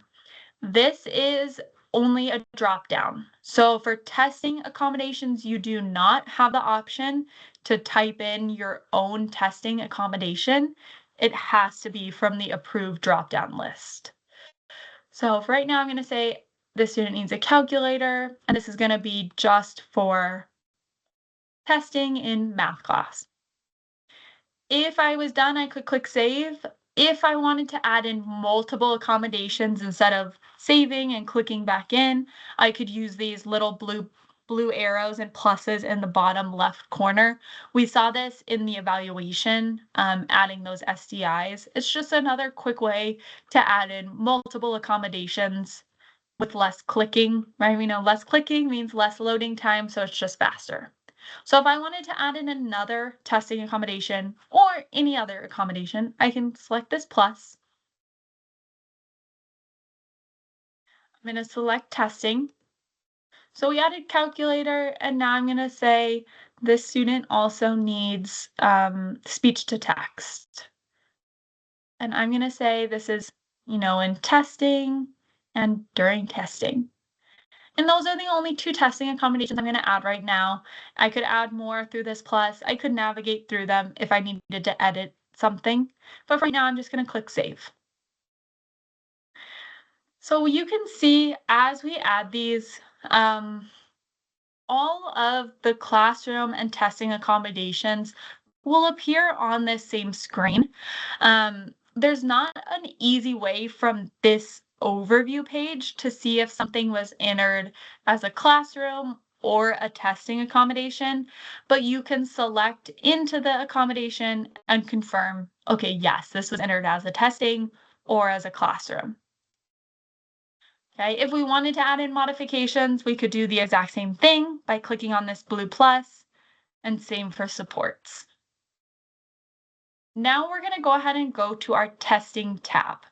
So this testing tab has a lot of information. It's easy to kind of get lost in it a bit. But how this testing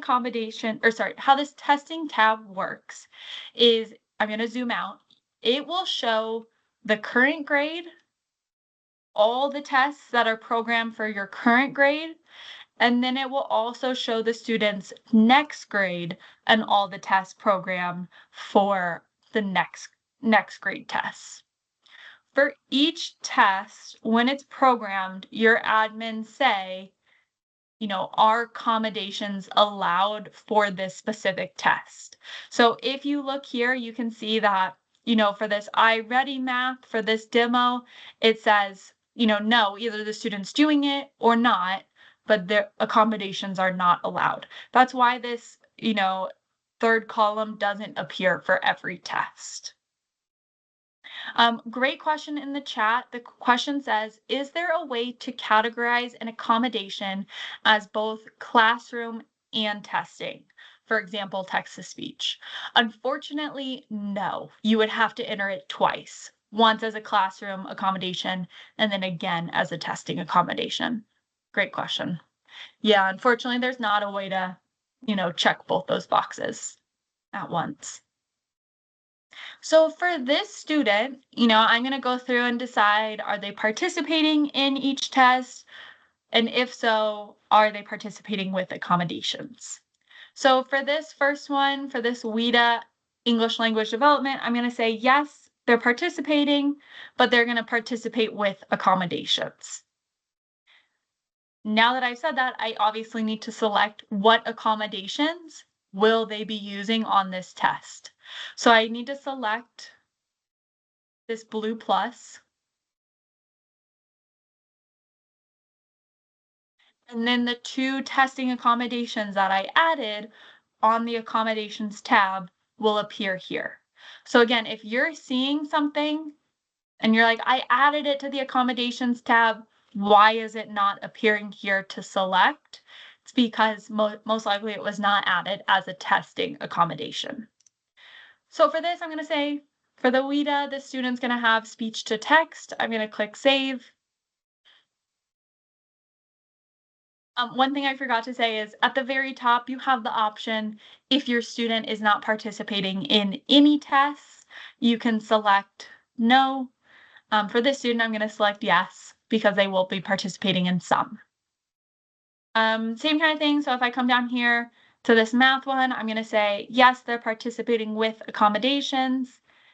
Select that blue plus, and I'm going to say they are going to use a calculator on this one. I could select multiple if wanted, if needed. And then again, we could go through and, just randomly pick if they're, for this example, if they're participating without accommodation, maybe this iReady reading. Okay. If I scroll down, I could do the exact same thing for the next grade level. Again, if you're seeing maybe this student is in 6th grade, their next grade is 7th grade, but I'm not seeing the right grade, or I'm not seeing the right tests for 7th grade, that would be a question for your admin of why is this test not appearing? And if they can't figure it out, then they would reach out to us and we would be able to, figure out why aren't the right tests appearing for this student. It's either a matter of their grade level is not showing correctly, or there's something wrong with the codes for the tests. Okay, I'm going to go ahead and click save. And our testing tab is now complete. We have a few final tabs to complete. Let's go ahead and do our prior notice. Again, this is going to look, most of these pages of the action and the narrative are going to look very similar to the previous prior notice pages we've done on the referral and eval. But for the IEP, we have a very important page about consent. So on the prior notice tab, if we have consent, we need to enter that. If we say no, that consent was not given for services, then the timelines will not generate. You'd still be able to obviously lock the record, but we need that consent in order for all the timelines to generate to provide those services. And then we would also enter if rights were explained.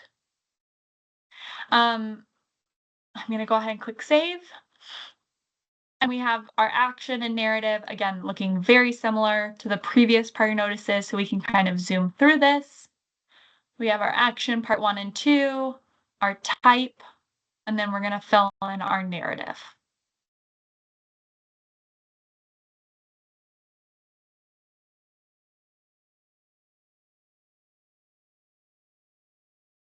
And our final page is our signature tab. We're going to come down once we lock this record and talk about progress. If we come to our signatures, let's zoom out a smidge. Again, we have our meeting participants, our Medicaid consent, and our initial services consent required. So again, if I have, the parent in the meeting, I open my laptop up, I pass my laptop to them, and they enter in their signatures. That's one way to do this if we want to do electronic.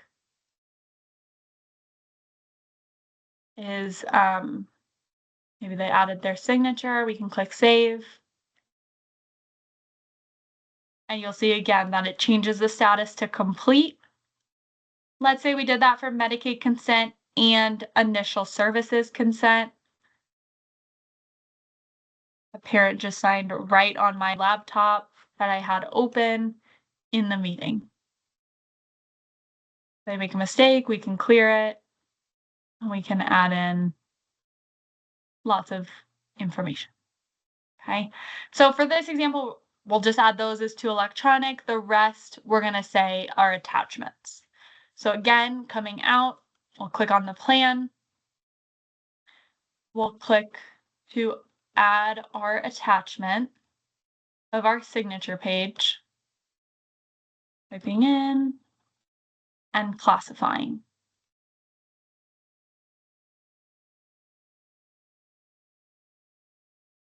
At this point, we're ready to lock it. We have our meeting date. These dates appear when we lock the record, then the meeting due date and expiration date will generate then. Real quickly, I want to show you if we printed out the draft of this IEP, and if we were to look at those signatures once it loads. Scroll through to find the signature page. If we had any participants that signed electronically, their signature would appear here. For the 2 consents that we did, those electronic signatures, sorry for all the scrolling. Find it real quick. So this would be one, right, of like, because the parent signed electronically, we could print out the initial services consent, right? They gave consent and their signature appears here.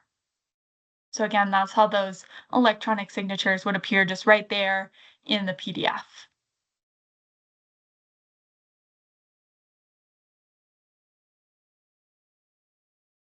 All right, before we lock this record, I just want to pause and see if there's any questions so far. The IEP has a ton of information, so I know it can be a little bit of information overload, especially to those new with IEP Online. So I just want to pause and see if there's any questions right now.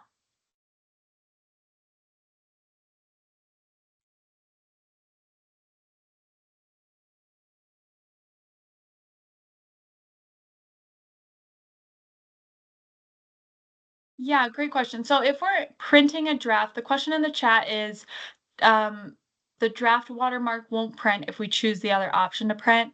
So if you're looking at the draft printing option, you would just uncheck that box for draft watermark, and then you could select, the pages you want, and it would print without the draft watermark feature.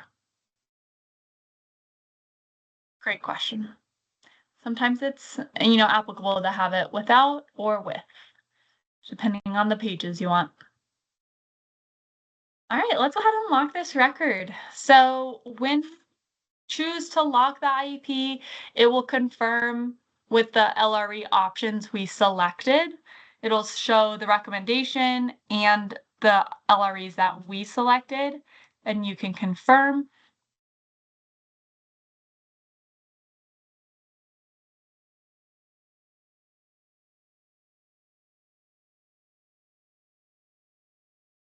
And then you can see once that locks, we have our due date generated and our expiration date generated. Again, that's like auto generating based off the, the start date and end date entered. So you can see like when we were creating this, we edited that end date to be the 21st. That's why it's appearing instead of the 24th. Just like the other records, if we're looking for that finalized IEP PDF, we click on that paper icon and we see our time-stamped IEP, and we can click this download button to view it. Let's go ahead and talk about other records that you can create from this plan tab now that we have a finalized IEP. So if we click this create button, we could create, we could create an initial IEP if needed again, a review when it's time. We could create a BIP, an emergency response protocol, lots of different options that appear here. But one thing you'll notice is that an amendment is not on this list. So that's something I want to highlight. The amendment is kind of hidden. So how you would create an amendment, I'm going to click out of that. So here we have our IEP, and you see this new icon of a paper and pen clickable icon. This is how you create an amendment. So it's a little hidden, so I want to highlight it. So you'll click on this paper and pen icon, and it will talk about, right, record revision. So let's say we're doing it today at 8 a.m. and I can click create. We're not going to go through completing this whole amendment. I just want to show you how it would look. So just like other records, when we create it, it opens it up, and you can see that it has a lot of information from the IEP copied over into the amendment like we would expect. So I'm going to click out of it. And sometimes when you create an amendment and you come here, people tend to freak out a little bit because it looks like the initial IEP has been deleted, right? We don't see it anymore. And it's because it just condenses. So it's still there. It has not been deleted. If you notice that there's this folder with this plus button, so if you ever see this, you can just click it and it will expand those folders. So again, sometimes IEP Online will just automatically condense the records to just show one. And you just have to click that folder with the plus to expand those folders. So now we see, right, our initial IEP like we should, and our amendment that we're in the middle of drafting. Yes, absolutely. And it's scary, to Cora's point in the chat that like people do freak out. It's really scary, especially if you just spent all that time creating that IEP, to think that somehow you accidentally deleted it. It's a little sneaky folder with that plus. So whenever you create that amendment, you would lock it exactly the same. And then when that amendment is locked, the paper pen icon will become clickable again. So if you need to do a second amendment, you would have that option. Okay, whenever that record would get locked, that would become clickable again. Right now, any questions about amendments?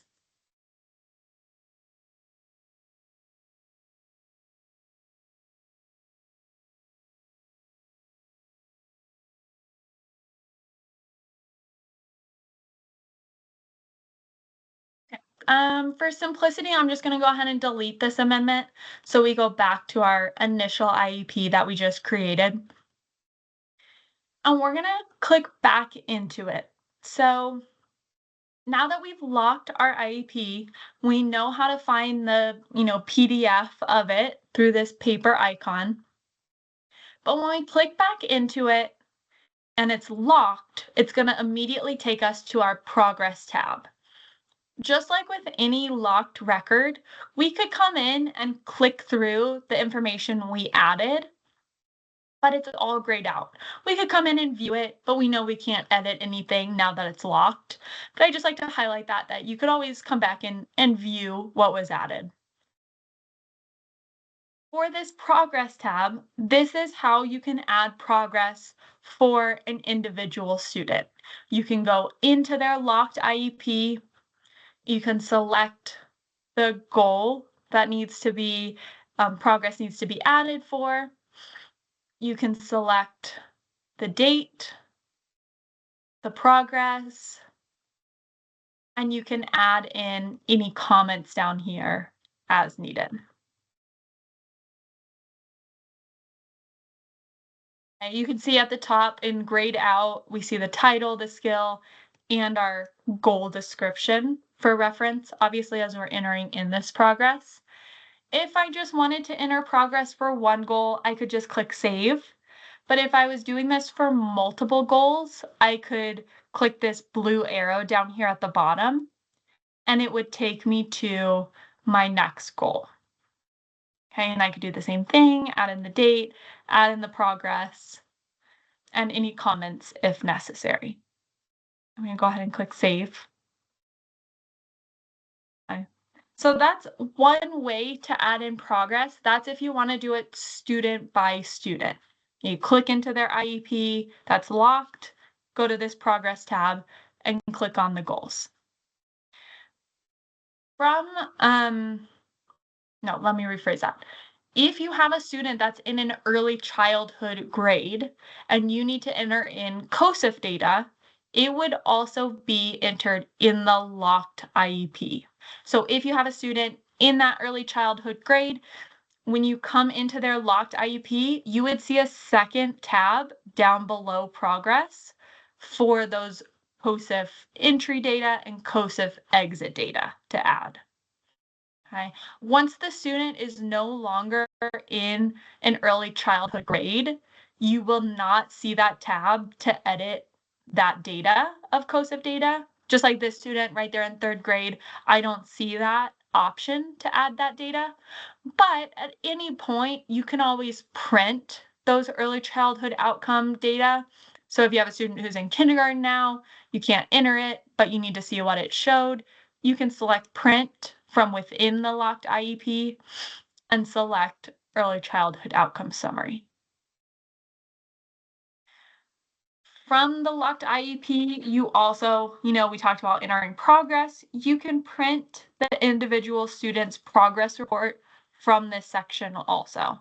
So you can come in here, add their progress, and print their progress report from that locked IEP. If I click preview, just to give you an idea of what it would look like.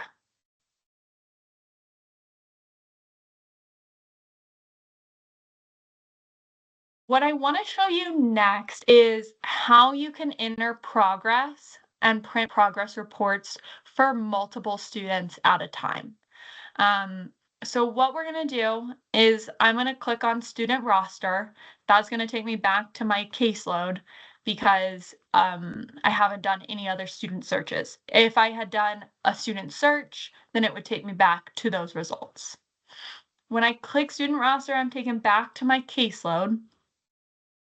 And so now you'll see a few things, right? For this student, 129, that we've been working on this whole morning, we see a lot of new information is populating for them because we've done a lot of work. We see now they have a disability populating here. We have their referral date and a referral date, sorry, and their locked status.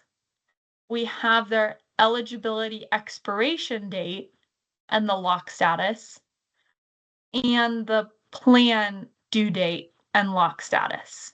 So again, from the snapshot from the student roster page, I can quickly see when are the due dates for these students and are those records in draft mode or are they locked?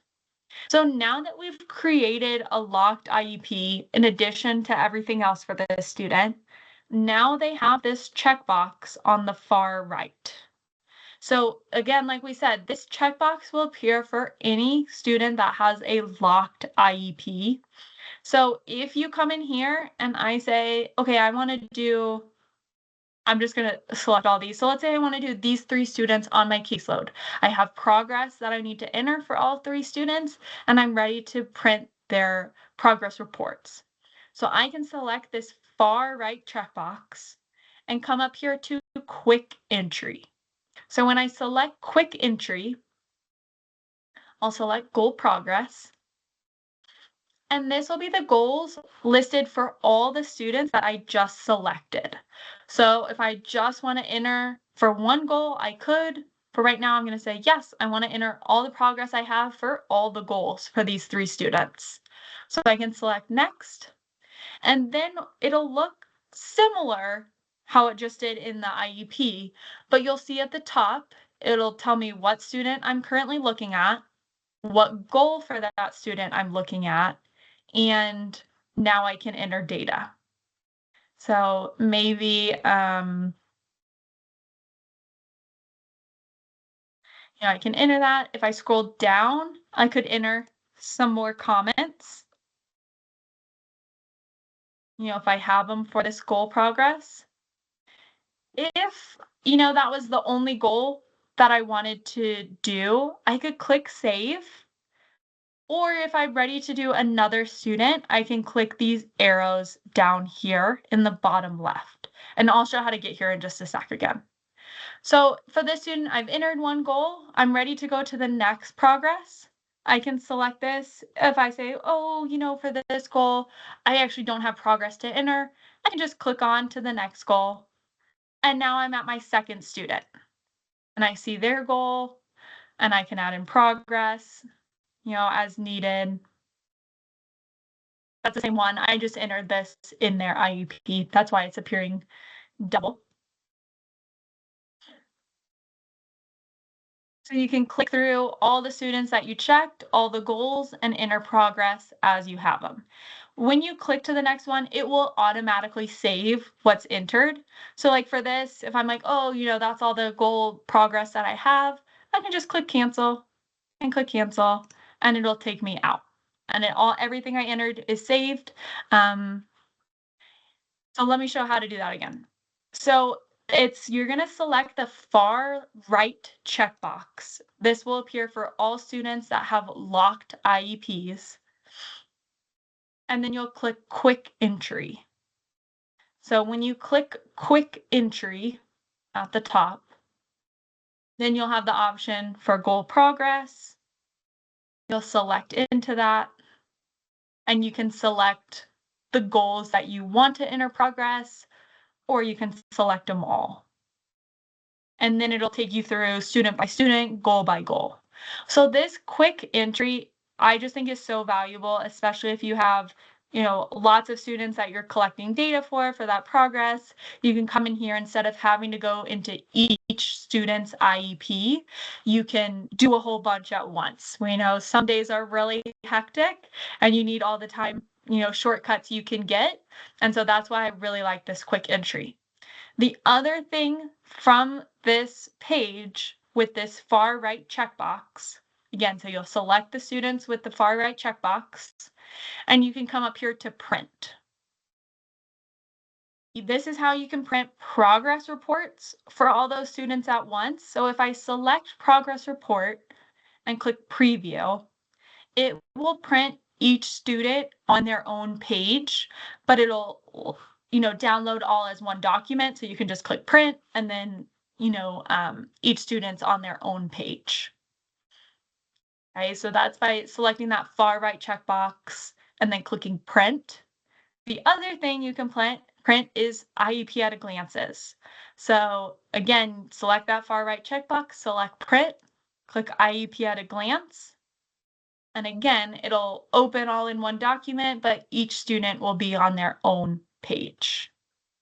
So that's, again, where this student roster caseload page comes in super handy for those documents that you're trying to batch print for multiple students. This is where you would do that. Again, that far right checkbox and print.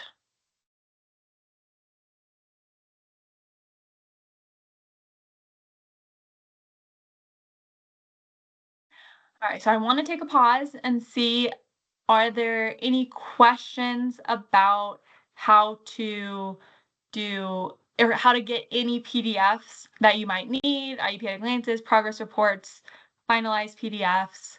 I just want to pause for questions. And I see in the chat we have one.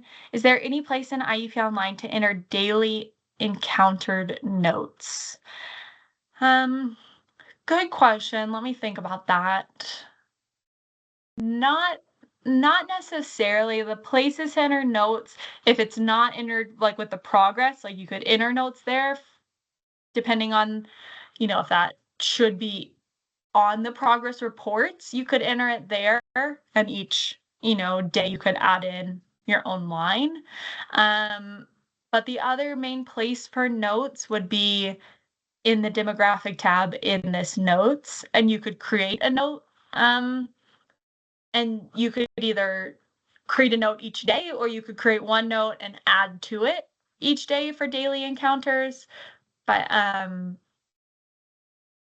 that's kind of, if those notes should be on the progress report, then you could add it down there. Good question. It's just a matter of where you want where you want that to be printed from. So you could easily do, each day. Like that kind of thing.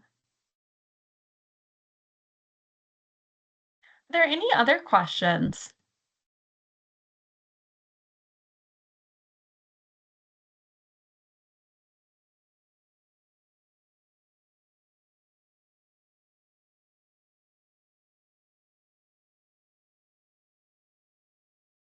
So, what I would like to do is, in just a minute, we're going to talk about how you can log into a practice environment. But before we dive into that, I want to make sure that we've covered everything that you all want to cover. Perfect. Thank you, Amelia, for adding that comment in the chat. Thank you for explaining that. So you're talking about for daily notes for Medicaid building. I love it. Yes, that would be easy track. So I'm glad you guys are learning about that later. Admin, is there anything else that you would like covered? We could talk about IDTs or transfer records before we move on to our practice environment. I just kind of want to open it up to everyone and make sure that we're covering all the information that is applicable to you.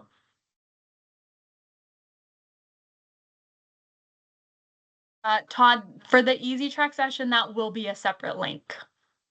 Great question.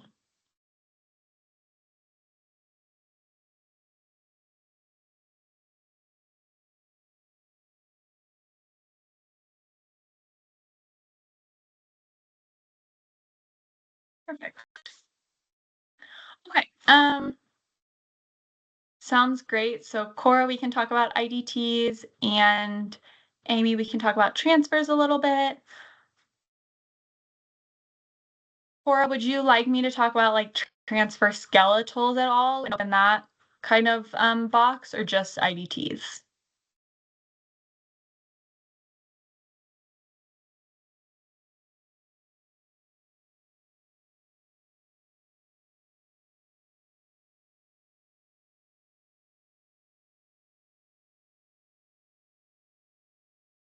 Okay, perfect. So let's go ahead. So we're going to spend a little bit of time talking about transfers. And so I know a lot of the districts in the ESD have students maybe from a previous IEP online site, or maybe you're requesting from another district that has IEP online into your ESD now. And so that's what we call IDTs. So it stands for inter-district transfers.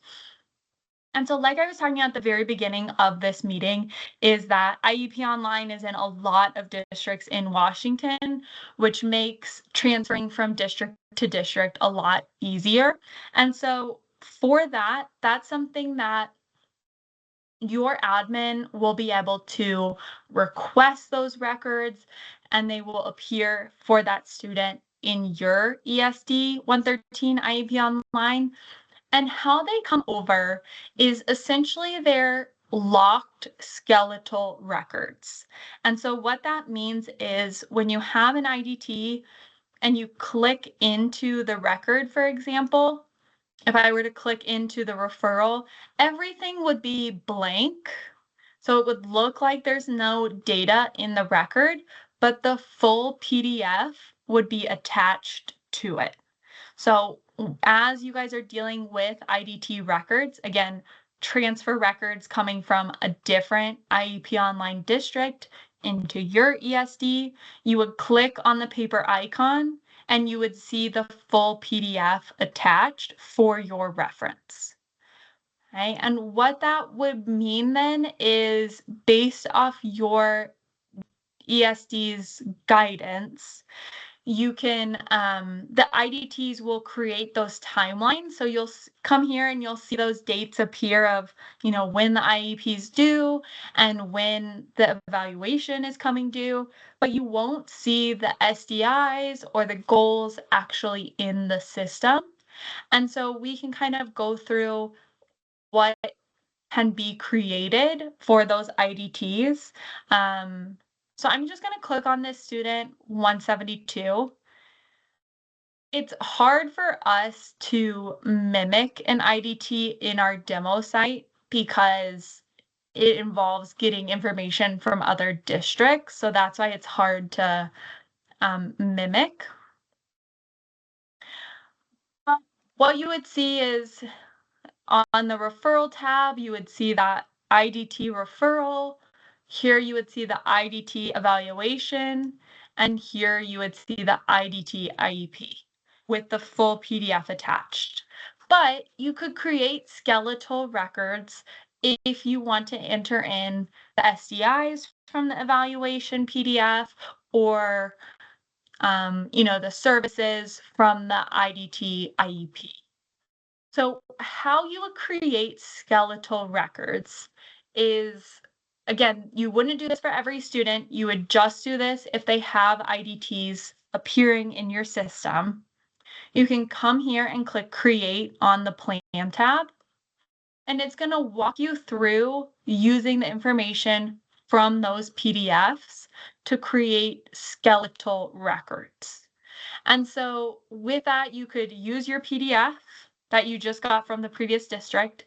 You would enter in the dates that they have listed on that PDF for the referral. The type, if it's a special education referral, and the decision. And you would enter in if they had consent and the date. So again, you're using basic information from the PDFs, and this will create a skeletal referral.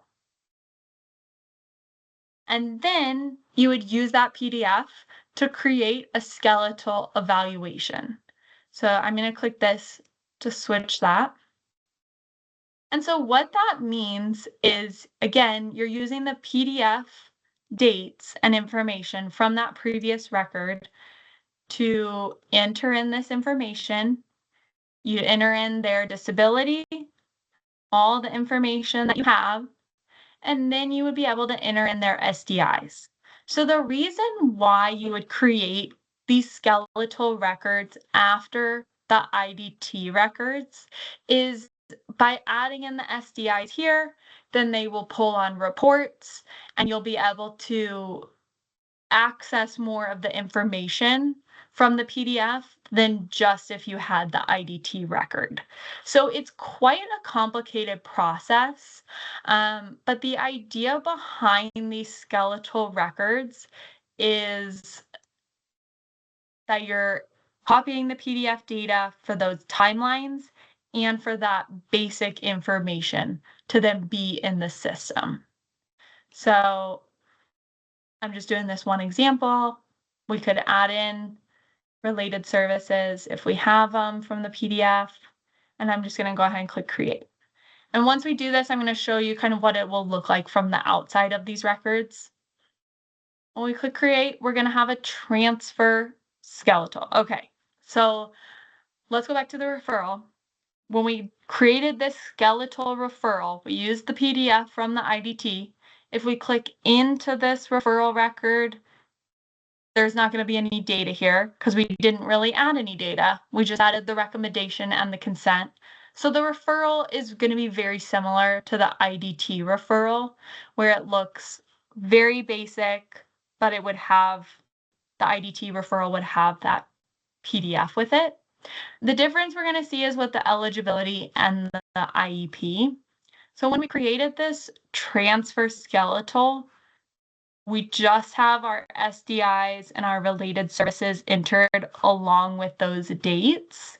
And again, the reason why you would do this is now the communication SDI will pull up on all the reports. So as you're looking at your caseload or admin, you're looking at your whole location, you can quickly see this student in addition to all the other students that have SDIs with communication and their due date approaching. So the skeletal transfer really has that benefit of pulling in more data without having to create a whole evaluation. And then this is for the transfer IEP. This is the same thing. You'd be using the IEP from the previous district. You'd come in here, you'd add in some basic information. You can see based off the settings that your ESD has for a transfer IEP, certain tabs would be required, certain ones would not be. It looks a lot different than a typical IEP. And then you could lock it, and again, it would pull on reports. You'd be able to enter progress for those goals, and you would be able to print all the necessary documents like IEP at a glance and progress reports.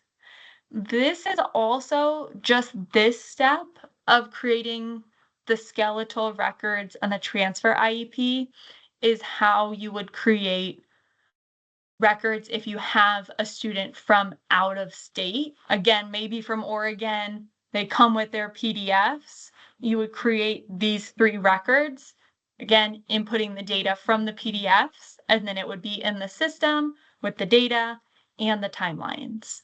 And then you could just attach those PDFs to each record. So you would want to attach the PDF of the previous state's IEP to your new IEP that you just created from those dates. The transfer process is quite complicated. We have a lot of resources that walk through this process. So if you, come back to the homepage and we were trying to figure out more transfer documents, again, that Control F will be really helpful. And if I come down here to this transfer workflows document, this will walk through, because I know this is a lot of information and a lot of confusing bits about transfers. This will walk through like a workflow of, let me zoom in a little bit, of does the student come from an IEP online district? If yes, then you'll follow this procedure. If they come from an out-of-state district, then you'll follow this flow and then click on that page. So again, I know the transfer process, it's a lot of different options based off the situation. So it can be very complicated, but this transfer workflow document really comes in handy to walk you through whatever specific scenario you're in. So I know a lot of districts will be IDTing their records from their previous IEP online site into your ESD site now. And so you would follow this procedure 5 for those IDTs. And again, only admin would be requesting those, I believe. Please correct me, admin, in the chat if other people would be doing that. But then you would have access to those PDFs and you could create those transfer skeletals and follow this procedure if applicable. That's a lot of information. The transfers, like I said, are quite complicated, but it's important to touch on because it's very applicable to a lot of the districts right now, especially not only you guys transferring, previous records into your new site, but also as students transfer into your ESD from other locations, records will become, requested and completed to show those IDT records. So again, my takeaway for you would be IDT records look like they're blank inside, but they have the full PDF attached to the records. And I know I keep saying that's a lot. I think, transfer records are quite confusing for a lot of districts, but I want to pause and see if there are any specific questions about the transfers or IDTs, because I know, again, that's very applicable to a lot of people on this call.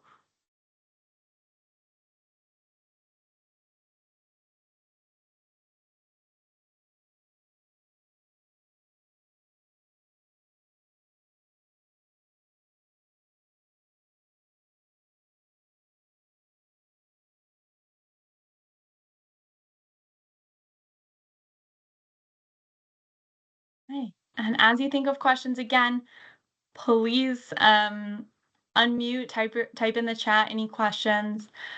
I'm here to answer them all. All right, we've been talking a whole bunch. So I think it's been about an hour and a half since our last break. So I want to be, mindful of that. So let's go ahead and take a 5-minute break. And then when we come back, we'll talk about how you can access a practice site and a few steps with that. And again, I can answer any questions as they pop up. So let's take a 5-minute break and then we'll hop into our practice site.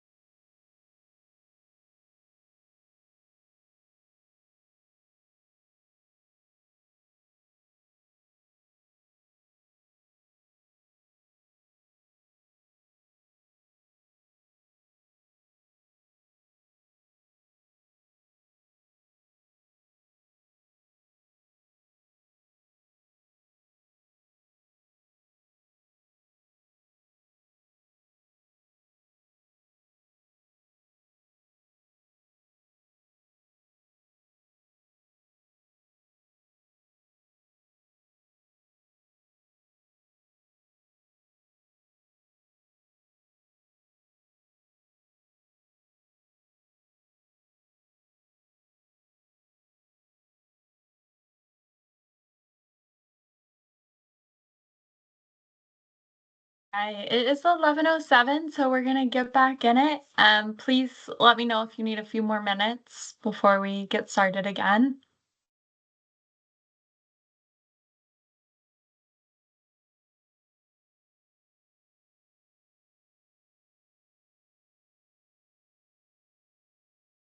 I just wanted to put a reminder here of the support model for IEP Online is a tiered model. So what this means for teachers, for case managers, if you have an issue with IEP Online, whether the student data isn't showing right, or you can't create the correct records, or something, it just isn't correct, please reach out to your district admin and they should identify themselves to you as the correct people to reach out for IEP Online.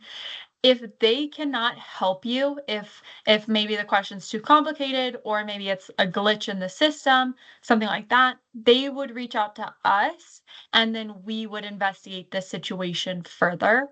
Unfortunately, we just don't have the capacity to answer every user's questions because we deal with so many districts. So I just wanted to put that as a reminder of your admin would be your first people to reach out to, and then they would reach out to us for extra help. And then I know I just highlighted this with the transfer information, but please, please don't forget that the homepage of IEP Online has so many resources. Again, it has all of the manuals for IEPs, for eligibilities, and then so many quick reference documents for BIPs, for FBAs, and then back to school information, lots and lots of resources here. So again, if you're struggling with, what is the process? What would I put in this field? Please look here. We've created a lot of resources for your help. And then what I want to spend the next chunk on is this preview IEP Online site. So your ESD 113 site is still in the process. Hopefully in the next few weeks, your admin would be able to provide a more detailed timeline.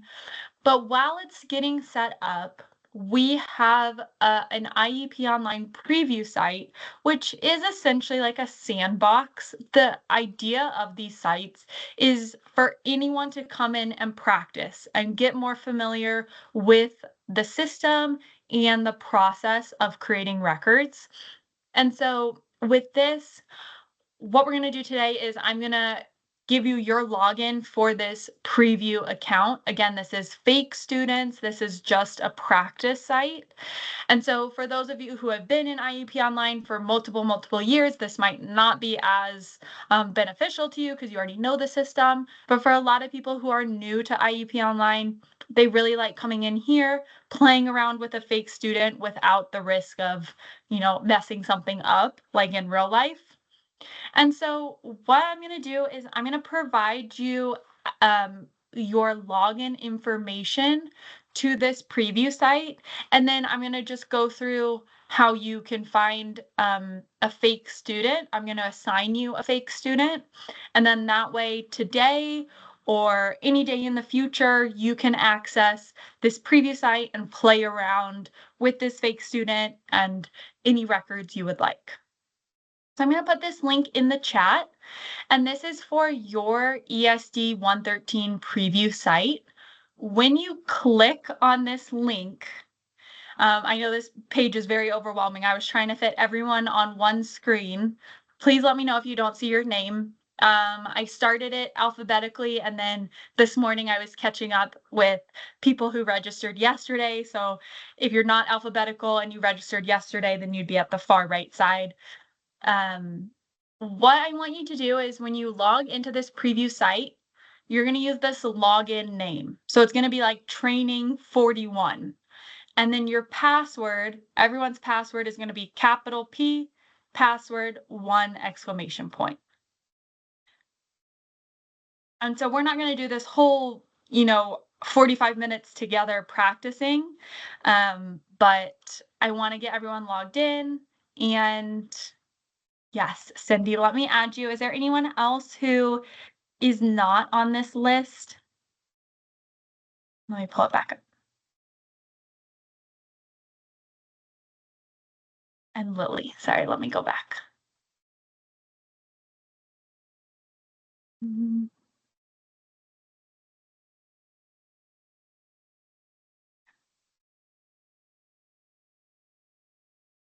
Teresa, you are down here on this first row. Let me add Lily and Todd. Add you real quick.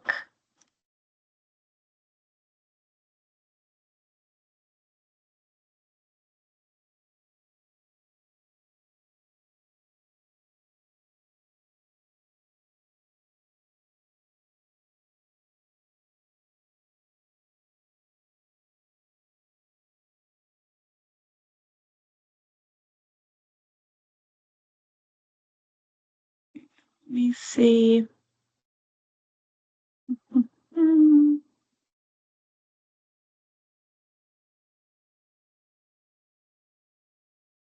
Move some things around.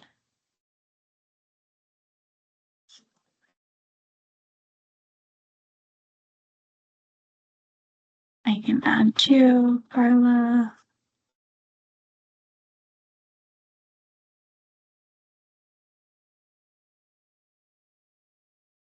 Please let me know if there's anyone else missing. So once you log in, just go ahead and pause, please, and I'm going to tell you your student in just the next slide. So with this, again, your login name is like training 41, and then everyone's password is capital P, password 1 exclamation point. I'll leave this up here for a minute more, but please let me know in the chat if you need more time. Yes, let me add that. So Joanne is right here in the middle of that second column. I know it's a lot of names, so it's easy to overlook. I apologize if it's making you cross-eyed.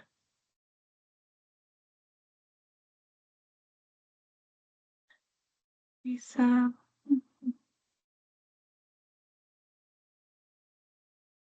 Okay, Teresa Barnes is with us but can't sign in. Let me find Teresa's name. Teresa, are you on this list?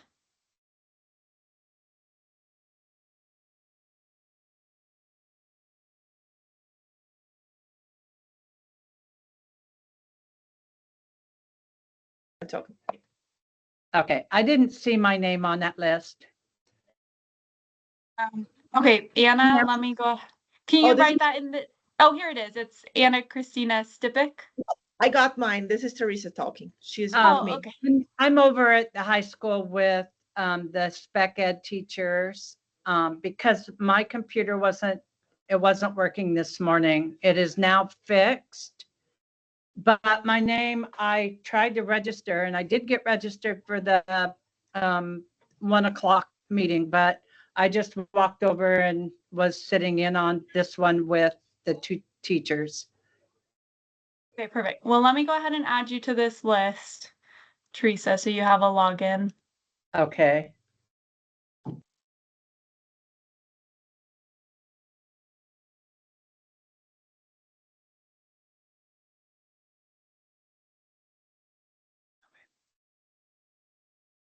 So let's pull that up.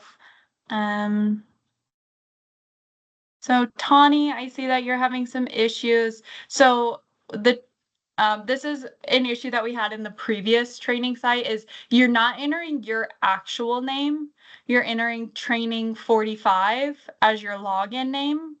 And then your password is capital P password 1 exclamation point. Please let me know if that no, so Matthew, that link in the chat is not for this preview site. That's for your real site. So please log into this preview site. I just put the link in the chat again. So for today, we're practicing with a preview site. So this is, again, like a practice fake site. It will not have any real students in it. And so that's why we're just doing some practice for today. Summer, I just used the list from the registration. So if it's misspelled, I apologize for that. It does not matter for your login.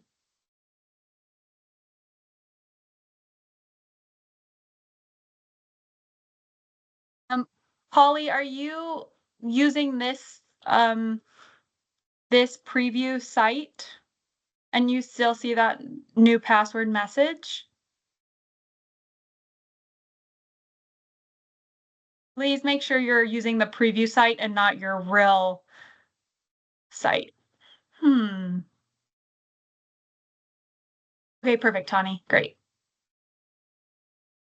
Oh, perfect. Thank you, Charlie. Polly, if you want to try that, it just if you just want to type in capital P password 1 exclamation point again when it prompts you for a new password.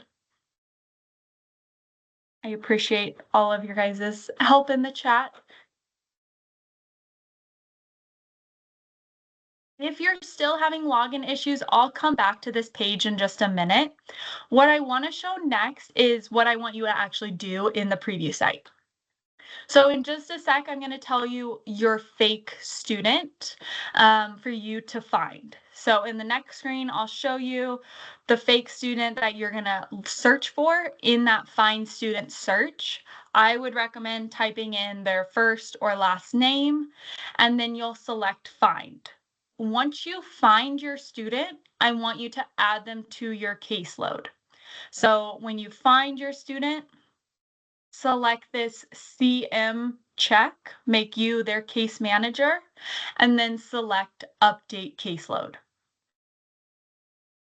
All of these fake students already have a referral and eligibility. And that way, if you want to go ahead and play around creating an IEP, you have the ability to. If you want to start from scratch and create a referral, you absolutely can do that.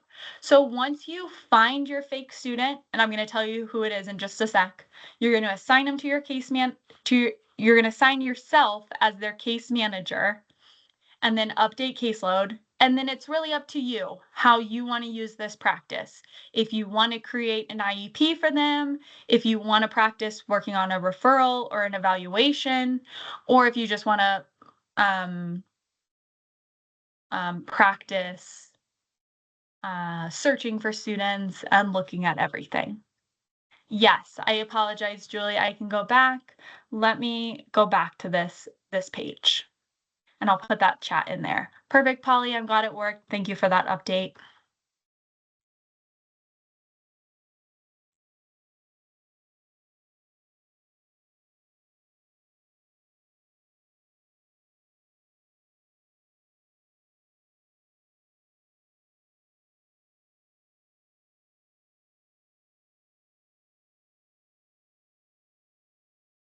And if you just want to let me know in the chat when everyone's ready to move on, I'll share the student screen.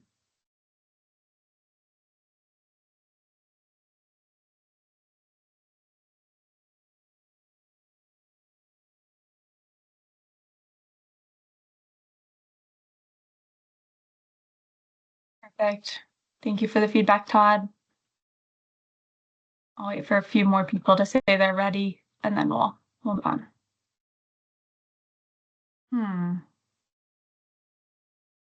That's so interesting that it's asking for password expired.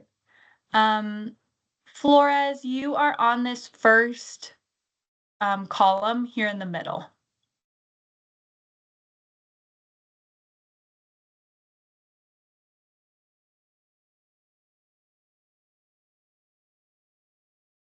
Perfect. I appreciate everyone letting me know in the chat that you're logged in and ready. I apologize for moving a little fast there at the beginning. It looks like we're having a few issues with the password reset that we didn't have last week in this training. So I appreciate all of you figuring that out. Thank you.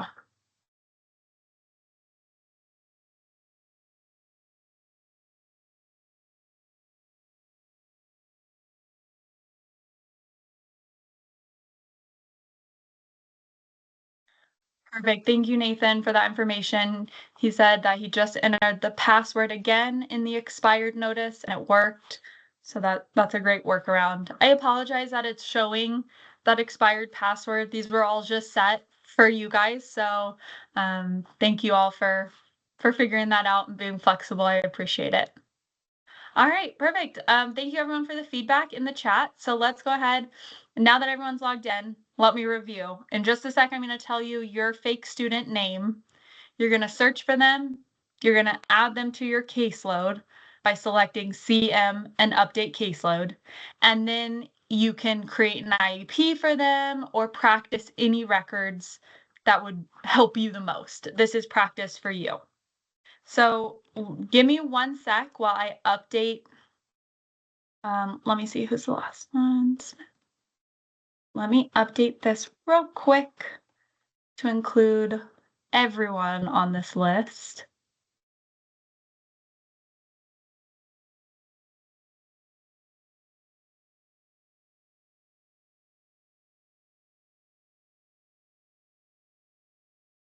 I apologize for all the clicking back and forth.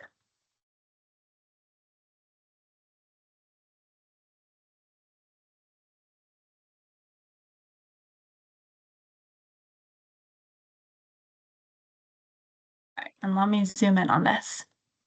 Okay, so again, I apologize that it's such a eye-crossing slide. I just really wanted to put everyone on one page. Please let me know if I forgot to add you to the second page. I think I caught everyone, but please let me know. And so what you're going to do is your student, their first name is training, and then their last name is student with the number. So when you're searching for your student, you can type in training as the first name, and then you can type in student 051 for the last name, and then they should appear, or whatever your number is. If you are having trouble finding your student, you could do a student search, leaving everything blank, and then scroll through all the students until you find your number. But I would recommend typing in first name training, last name student 051, and then finding them. Please let me know in the chat if you're having issues finding your student. Again, once you find your student, I would highly recommend assigning them to your caseload by selecting that CM checkbox and then updating caseload.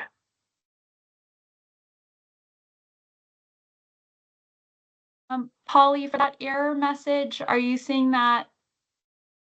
At what point are you seeing that? When after you type in the student name? Is anyone else seeing that error message? Yeah. Oh, golly. Hmm.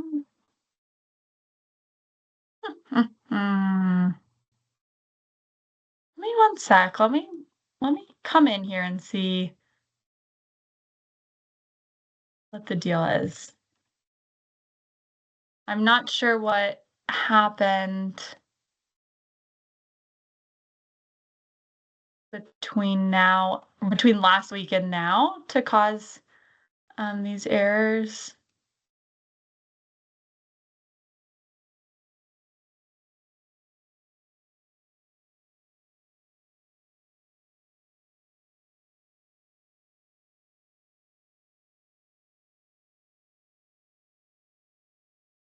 I'm just messaging the rest of the team real quick to see if, the developers are working in this previous site or what's going on. So just give me 1 sec to see if they know anything.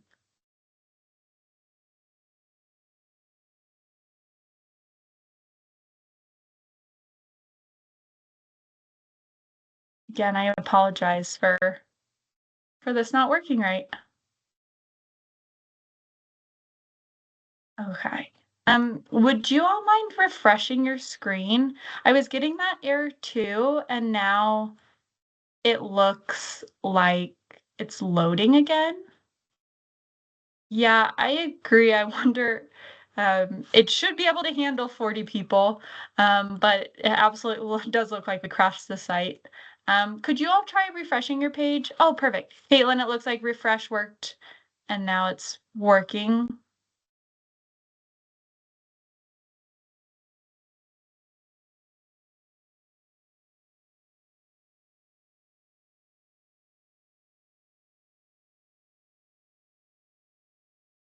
Okay, perfect. Yay, well, I'm glad refreshing and it seems to be back up. It's working for me now also.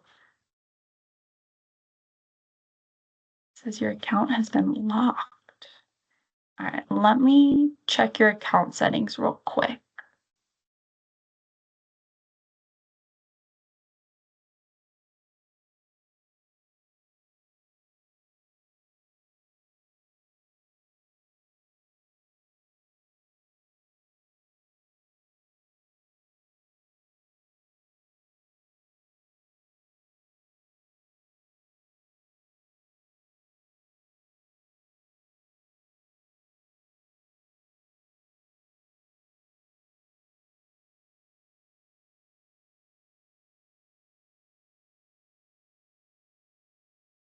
All right. Omero, I just unlocked your account. I don't know why it was locked, so I apologize for that. But if you could try again, hopefully it'll work this time.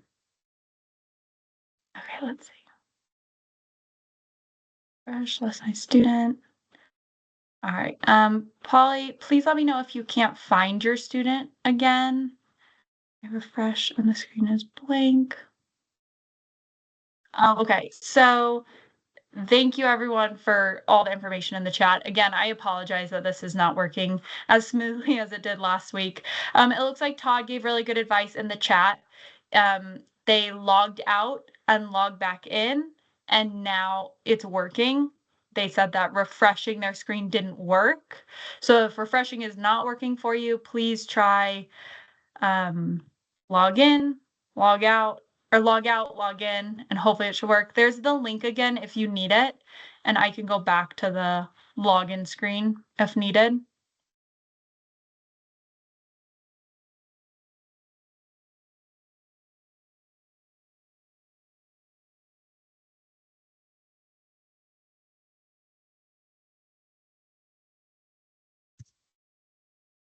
Yeah, so to find your student, go ahead and select the Find Student screen, and I can go back to that page. So you'll click this Find Student screen, type in the name, do the CM checkbox, and update it. Yay, perfect. Thank you in the chat. I'm glad that you're able to log in again. And Polly, if you're still having issues, I would try what Todd said in the chat of just logging out, logging back in. And then when you log back in, the student search should pull up again. Yay, perfect. Again, I appreciate all of you guys sticking with it. Again, I apologize. Perfect. Thank you, Summer. I'm glad the new link is working. So then once you're logged back in and you find your student and you assign them to your caseload, the rest of the time is really yours to use as needed. So we have 30 minutes left together. And so I'll obviously be here the rest of the 30 minutes. And this is really your time to practice and ask questions as you have them. Again, if you're new to IEP Online, maybe just practice navigating and creating an IEP. If you're someone who's been in IEP Online for quite a few years, this is really just practice however you feel applicable. So you are not forced to be here for 30 minutes if you would like to practice on your own, later today or in the coming week. You will have access to this preview site for quite a long time. So it's not just a today thing. You'll be able to log in and practice with your student for the foreseeable future. So again, this is really time for you. I'm here to help. I will stop talking in a minute so you can focus. But again, this is practice if you want to create an IEP or an evaluation. And I will send out either this afternoon or tomorrow morning, I will send out this training and all of your login information. So you have this and you can practice again later as necessary, as needed.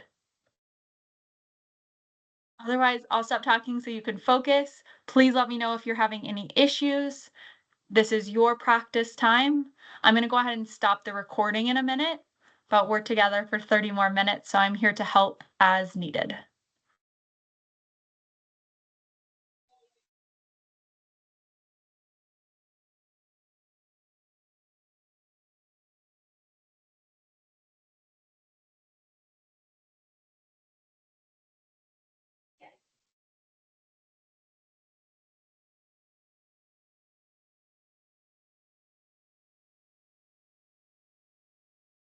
If you're someone who is ready to leave this training because you'd rather practice on your own, I'm just going to go ahead and put this little survey in the chat. It just is asking for your feedback for next time we do a training like this, if there's anything you would recommend or how you think today went. So again, if you're wanting to leave this training early, please click on the survey. It just helps us improve this training every time. Somehow I just got kicked out.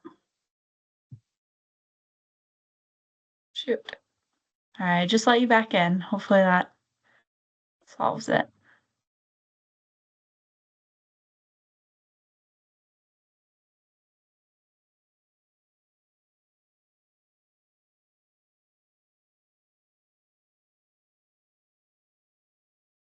I see we have a question in the chat. Is there clock hours? I don't know if any of the admin on this call want to answer that question. I'm just going to go ahead and stop this recording. But again, I'm not leaving. We're here for lots of time still. If you are leaving early, please click on that survey.